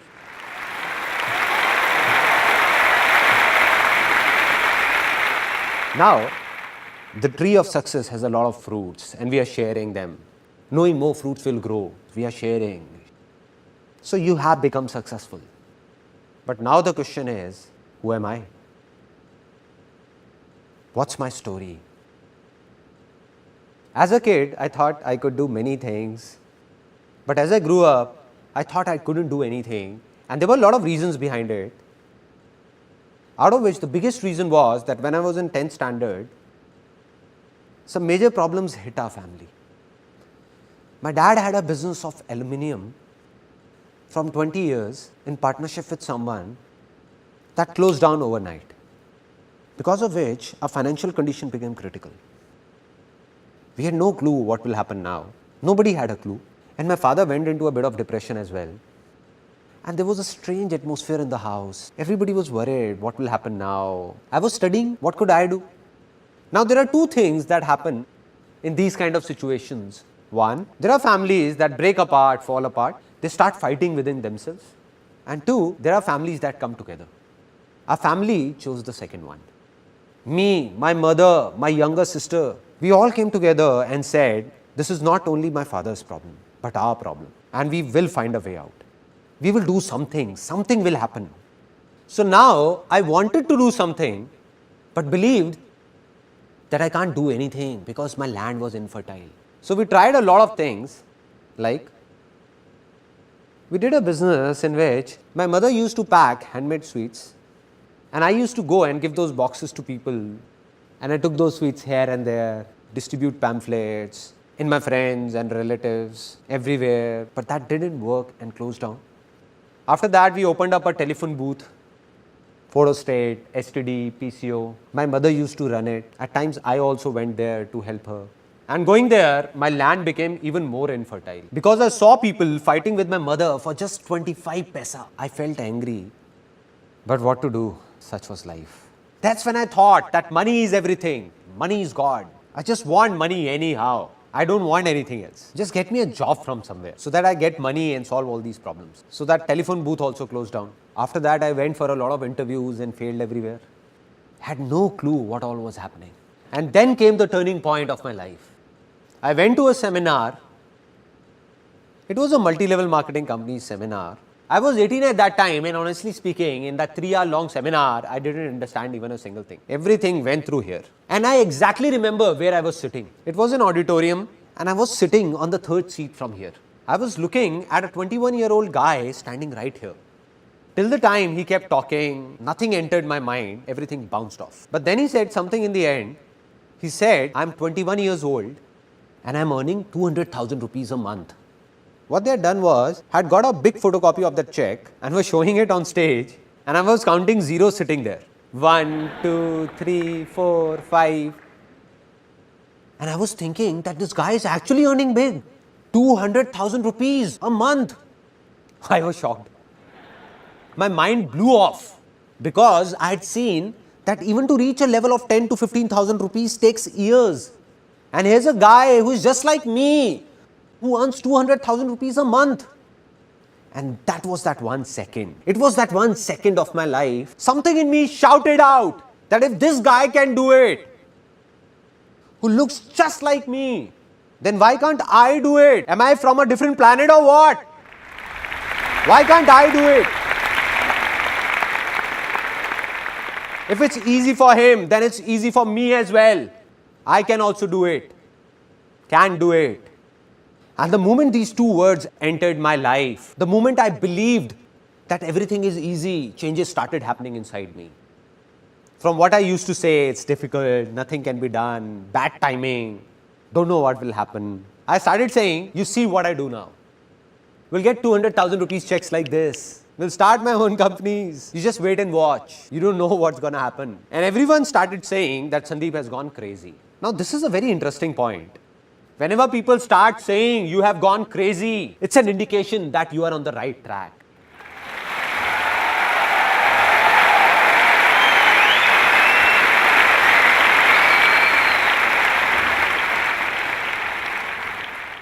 A tinge of craziness is a must. And that's what happened. I became crazy, started saying strange things. I started feeling from within, it's easy.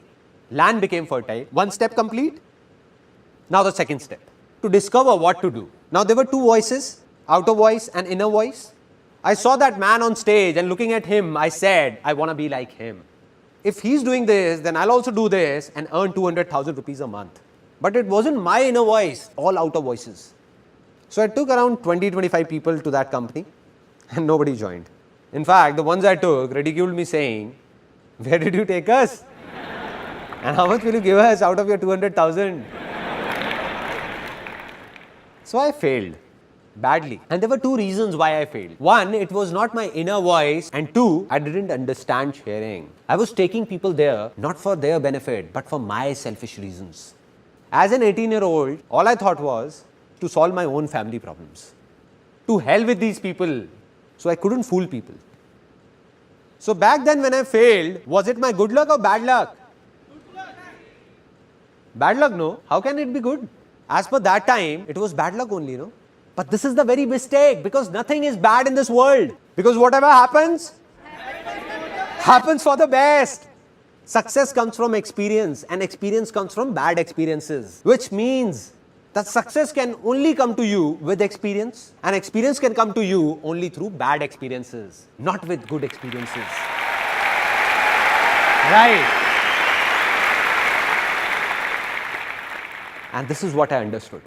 When I went to that company, it was not a waste. Although I failed financially, but I got to know about a lot of good things and started understanding them. Different things entered my mind that I understood that yes, I understood that even failures are useful. So I didn't feel sad. After that, I heard outer voices once again. Again, I made the same mistake. I was told by my relatives, family members, don't know seriously or not. They told me that Sandeep, you have got looks of a hero, man. And I thought so many of them couldn't be wrong. I heard the outer voice and went to become a hero, to be a model. I said I will. If everyone is saying, I will. So I went and saw that heroes like me, thousands, are standing in a queue and eating roadside burgers. I said to myself, Sandeep, there you go, dude. But I didn't lose hope. I was determined to do something easy. It's easy won't work till the time it doesn't come from inside. And that's what happened. I told myself many times that I'll do it, I will. But it wasn't from within. To become a model or a hero or do acting. Used to go for auditions but went blank. Forgot everything. Didn't enjoy it from inside. Did some music videos as well.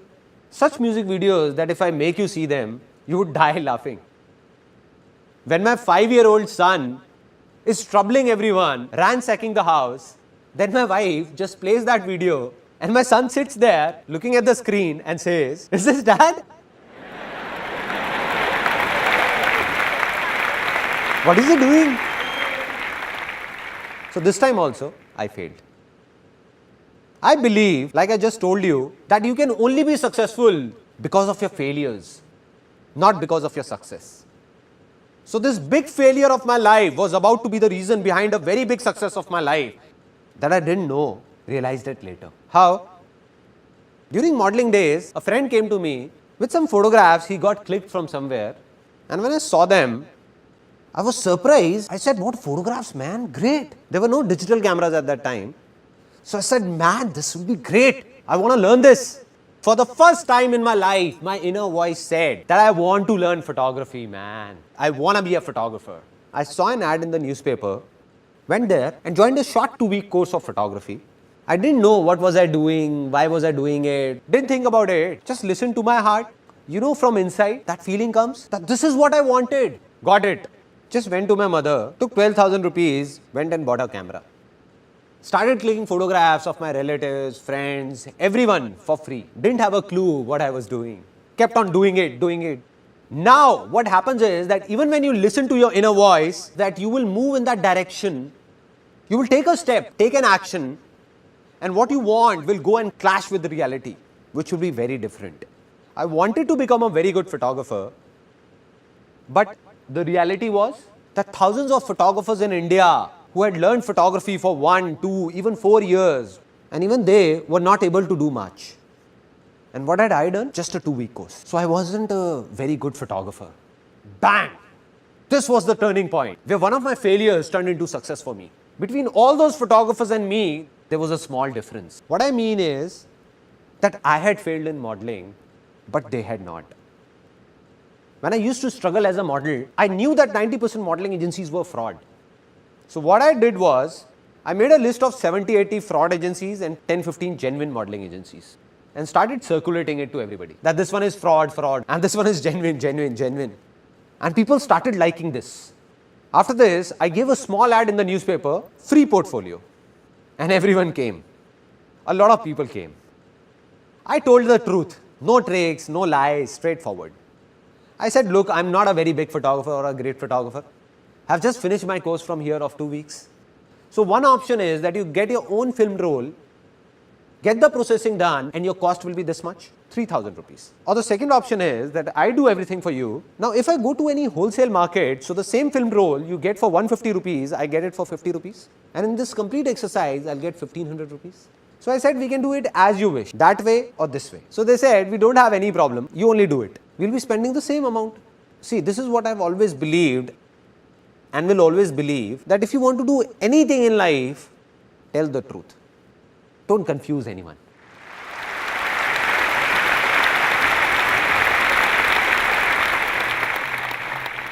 And people came. I still remember that I had spent 4,800 rupees on that first ad, because of which 7 or 8 people got their portfolios done from me, and the first income of my life, 15 to 20,000 rupees, came from here. This was the first success of my life.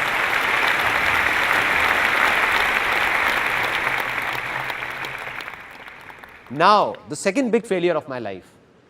A guy came to me and said that let's do an event together. Let's do a New Year party. They're in fashion these days. Everybody's doing it. Now my inner voice said that I wanted to do an event for a long time.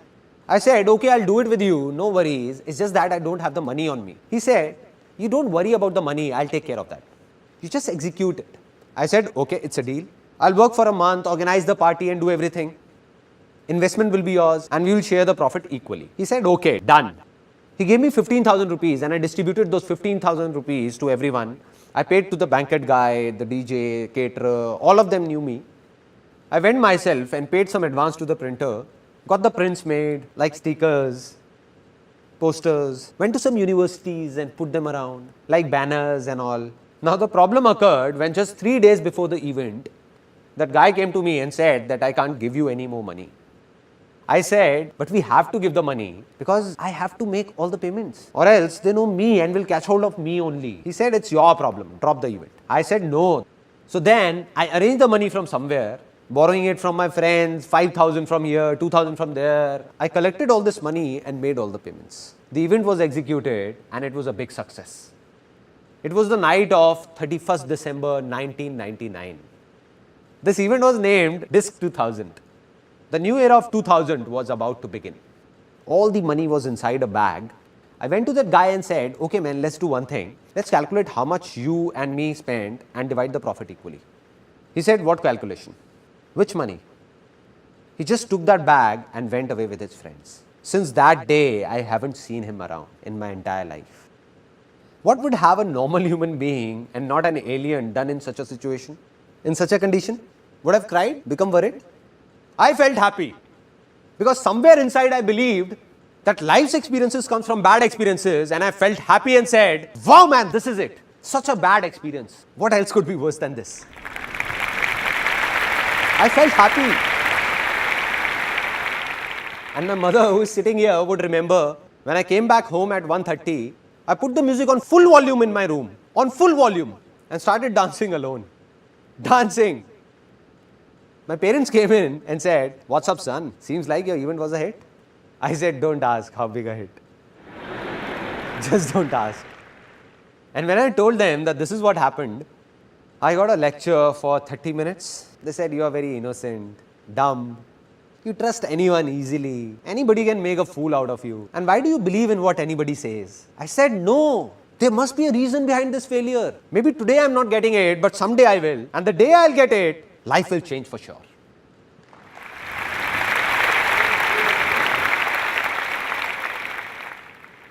One year passed by, 2 years passed by, I didn't get it. Didn't know what was that failure for. Until in 2003, I'd reached a level in photography where I got stuck.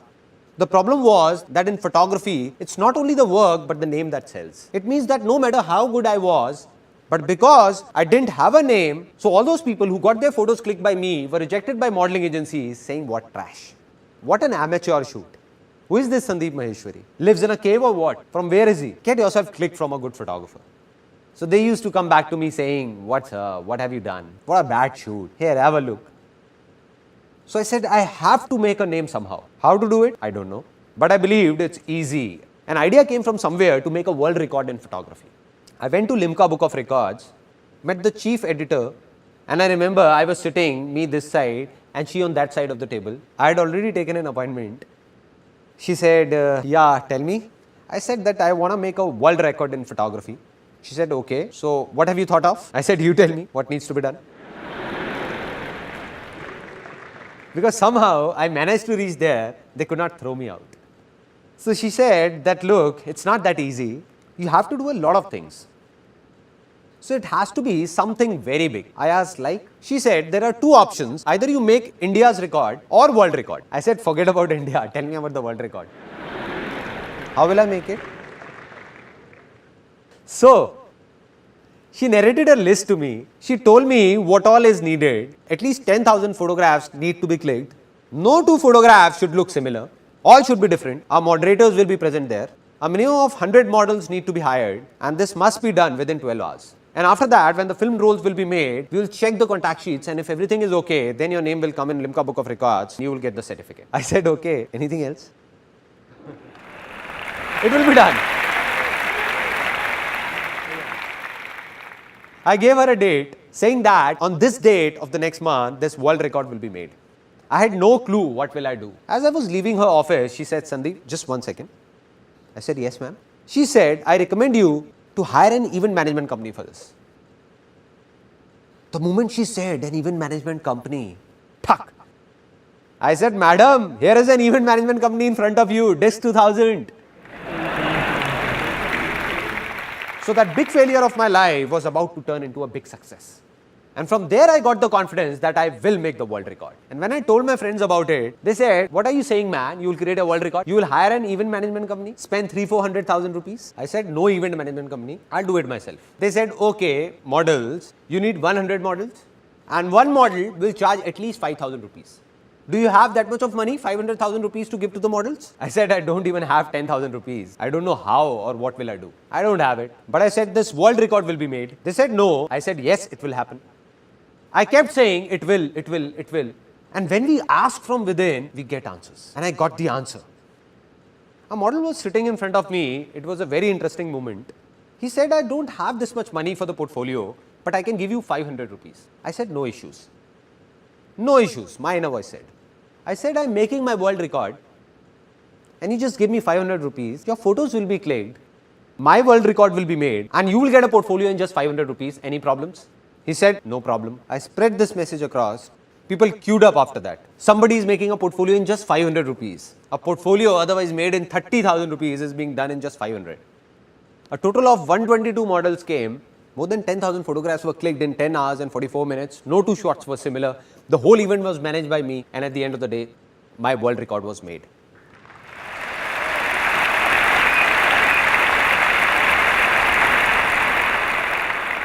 Now I'll show you the biggest failure of my life. I'll not tell you about it, rather show it to you. That what was it? At the age of 21, after I made the world record, it came to my mind that I want to write a book on marketing. And I was a college dropout. I left college in 3rd year. Now I went to the publishers that this is how I have written a book on marketing and I want you to publish it. So they used to talk very formally saying, yeah, have a seat. So where have you done your MBA from? I said, listen, I have no MBA. I am a college dropout. So they said, no, this is not the way. We can't publish it. And all the publishers refused wherever I went. But I said, I'll do it myself. I will publish this book, come what may. I got it published and here's that book right in front of you that I wrote at the age of 21 on marketing. Now what is so special about this book? It's written on it that it's one of the most unusual books in the world, one of the strangest.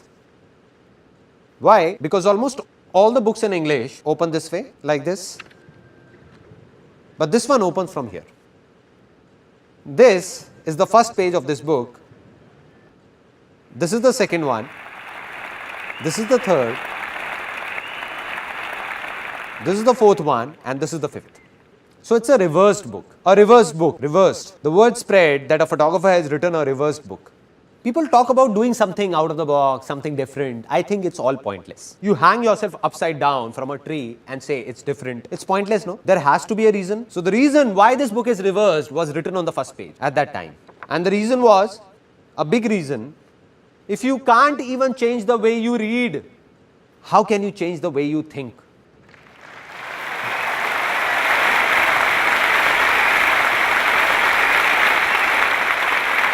That is, if you can't even change the simplest of your habits, how will you change your life? Just leave it. This book is not meant for you. And that's what happened. People took it seriously. They said, okay, if you don't want us to read it, so be it. Out of the 1,000 copies I got published, just 150 got sold. And the remaining 850 copies were taking a lot of space in the house because it was a small house with a studio and all of us packed together. So my mother gave them to a ragman. So a decent failure. Maybe you will see some grams wrapped in the pages of that book. Failure, that too a big one. Didn't know why this happened. Not at that time, but today I know. This book failed, but to write this book, I read countless books, and while doing so, my fertile land got plowed so many times, that everything became easy for me. Right.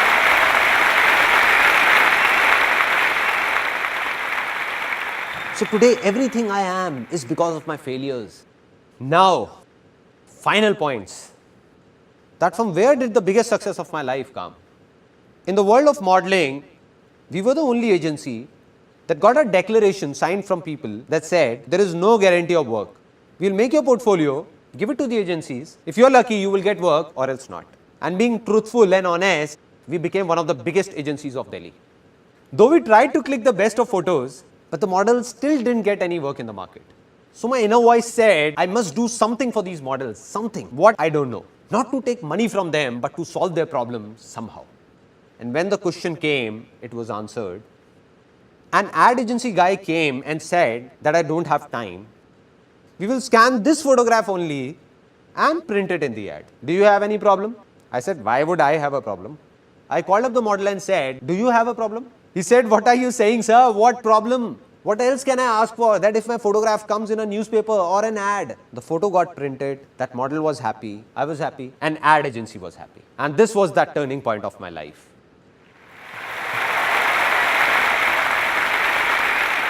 That's when the calling came that this is what I want to do. And this is what I did. I'll explain it to you in brief that all the ads around you that you see in newspapers, magazines, or hoardings, almost all the brands in India, the photographs seen in them are ours. Those companies buy them from us.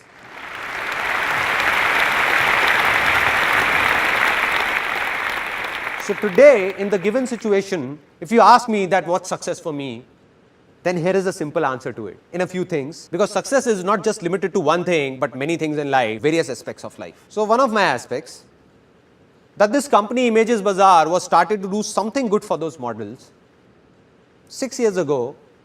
In 2006, when this company started, I swore that from that very day, I'll not even take a single penny from any model, but will pay them instead. And till date, thousands of models have worked with us, and not even one of them can say that we have taken a single penny from him or her. Rather, we have paid them. This is success for me. This is success for me. And this is the reason our company has no investors and will never have one, because investors won't be able to understand all this. What will they say? They will say, you are crazy. Being such a famous production house of India, one of the biggest, doing so many shoots, and that too genuine. If you ask the models to pay you 50,000 rupees, they will not even ask why and put the amount on your table. But we will not take it.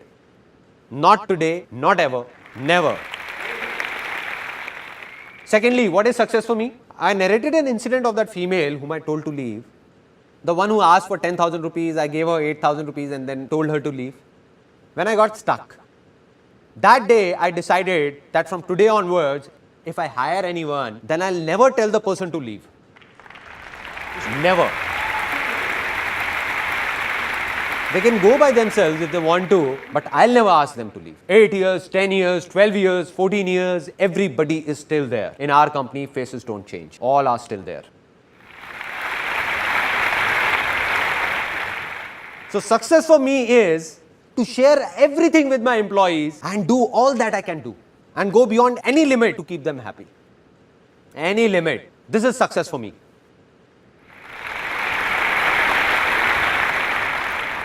If you ask me that what do I believe today, am I successful or not? I'll look straight into your eyes and say, yes, I am successful. Why so? Is it because of the work I did in the past? No man, that was past. All the awards I got, business I did, that is all gone. That was past. It doesn't matter. There are many people in this world who keep on saying that I failed once in the past and keep saying I'm a failure, failure, failure. Come on, man, it's not that you are a failure, you were a failure. You were. Right. On the other hand, there are people who became successful in one thing in the past and keep talking about that only. Keep talking that I am successful. I am. You know why? Because 20 years ago I did that back then. No, man. What are you doing today? Are you really happy today? You were happy back then. But today, are you doing what the world expects you to do? Or are you doing what your inner voice says? If you're following your inner voice, then only you are successful. Otherwise, you were a success yesterday, but you are a failure today.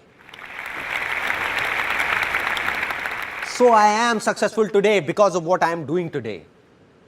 While you'll be surprised to know that some people still think of me as a big failure.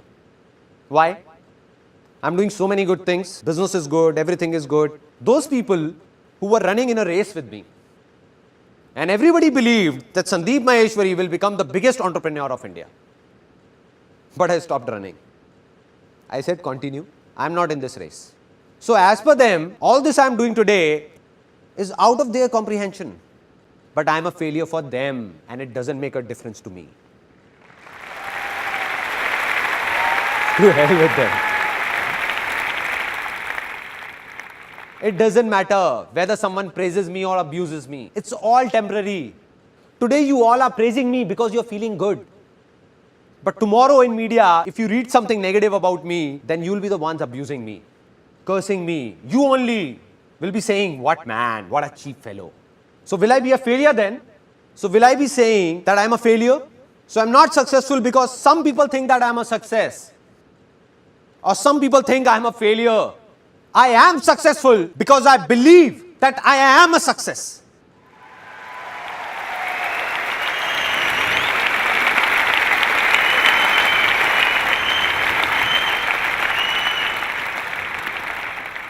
Yesterday I met one of my friends and he was asking that from where do I get the inspiration of doing all this? From where?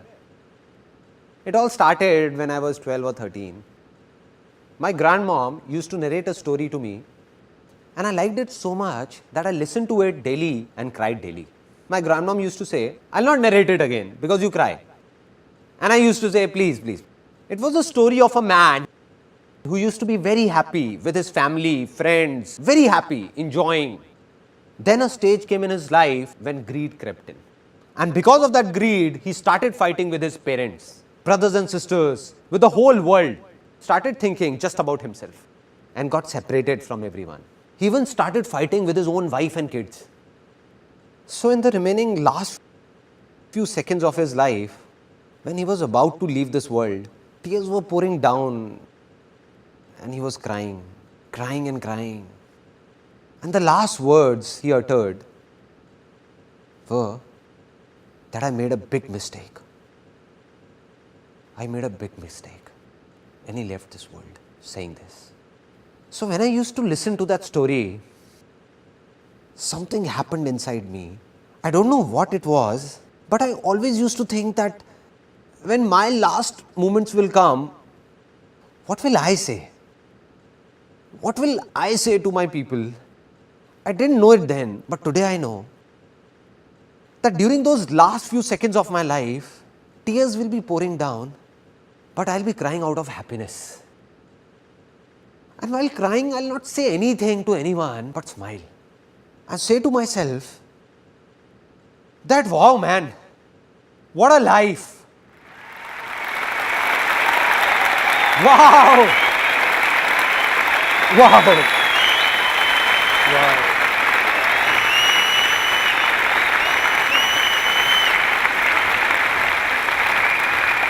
This is life. This is life. I did it. Saying this within me only, not saying anything to anyone, no regrets whatsoever. Now, the final moment of this seminar. I told you in the beginning of this seminar that I don't want anything from you and will never talk about my benefit.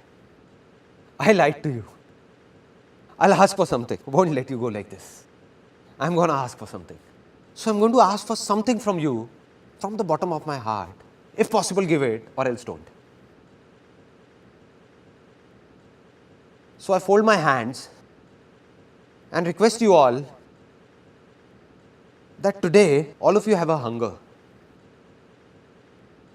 to do something, to become someone that has brought you here. But a day will come in your life when you will have much more than you need. That day, if you find someone with a hunger, just be of a little help to that person. That's it.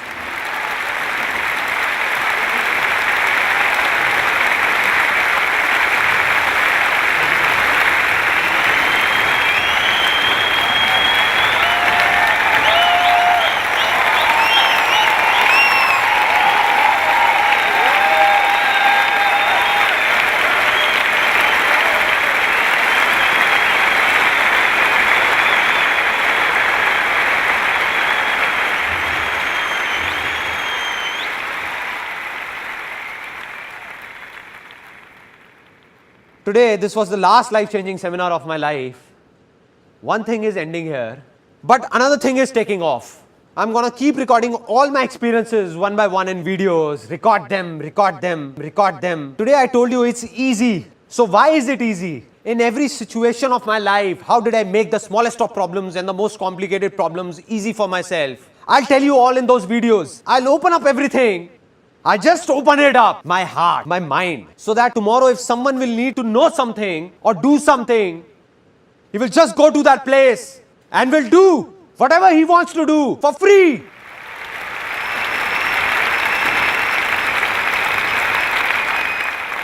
And I'll go from this world, but millions like me will come forward. Millions out of you only.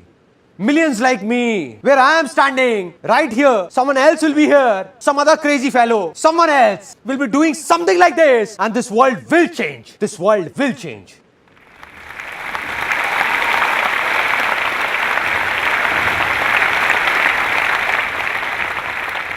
Today, I can say that my life's mission is fulfilled. And even if God comes and says, it's over, then I'll say, let's go. Anyway, you say, I did what I wanted to do, did it. Till today, millions of people have attended my seminars.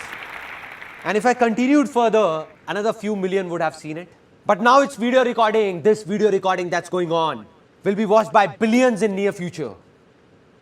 Out of them, a few people will be there whose conscience will call out, not from here, but from here, that I have to share with those people who need me. And the day this happens,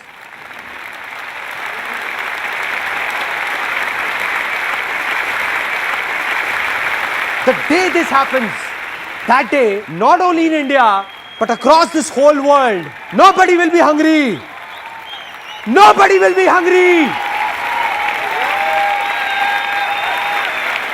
This world will change. Because this is also easy. It's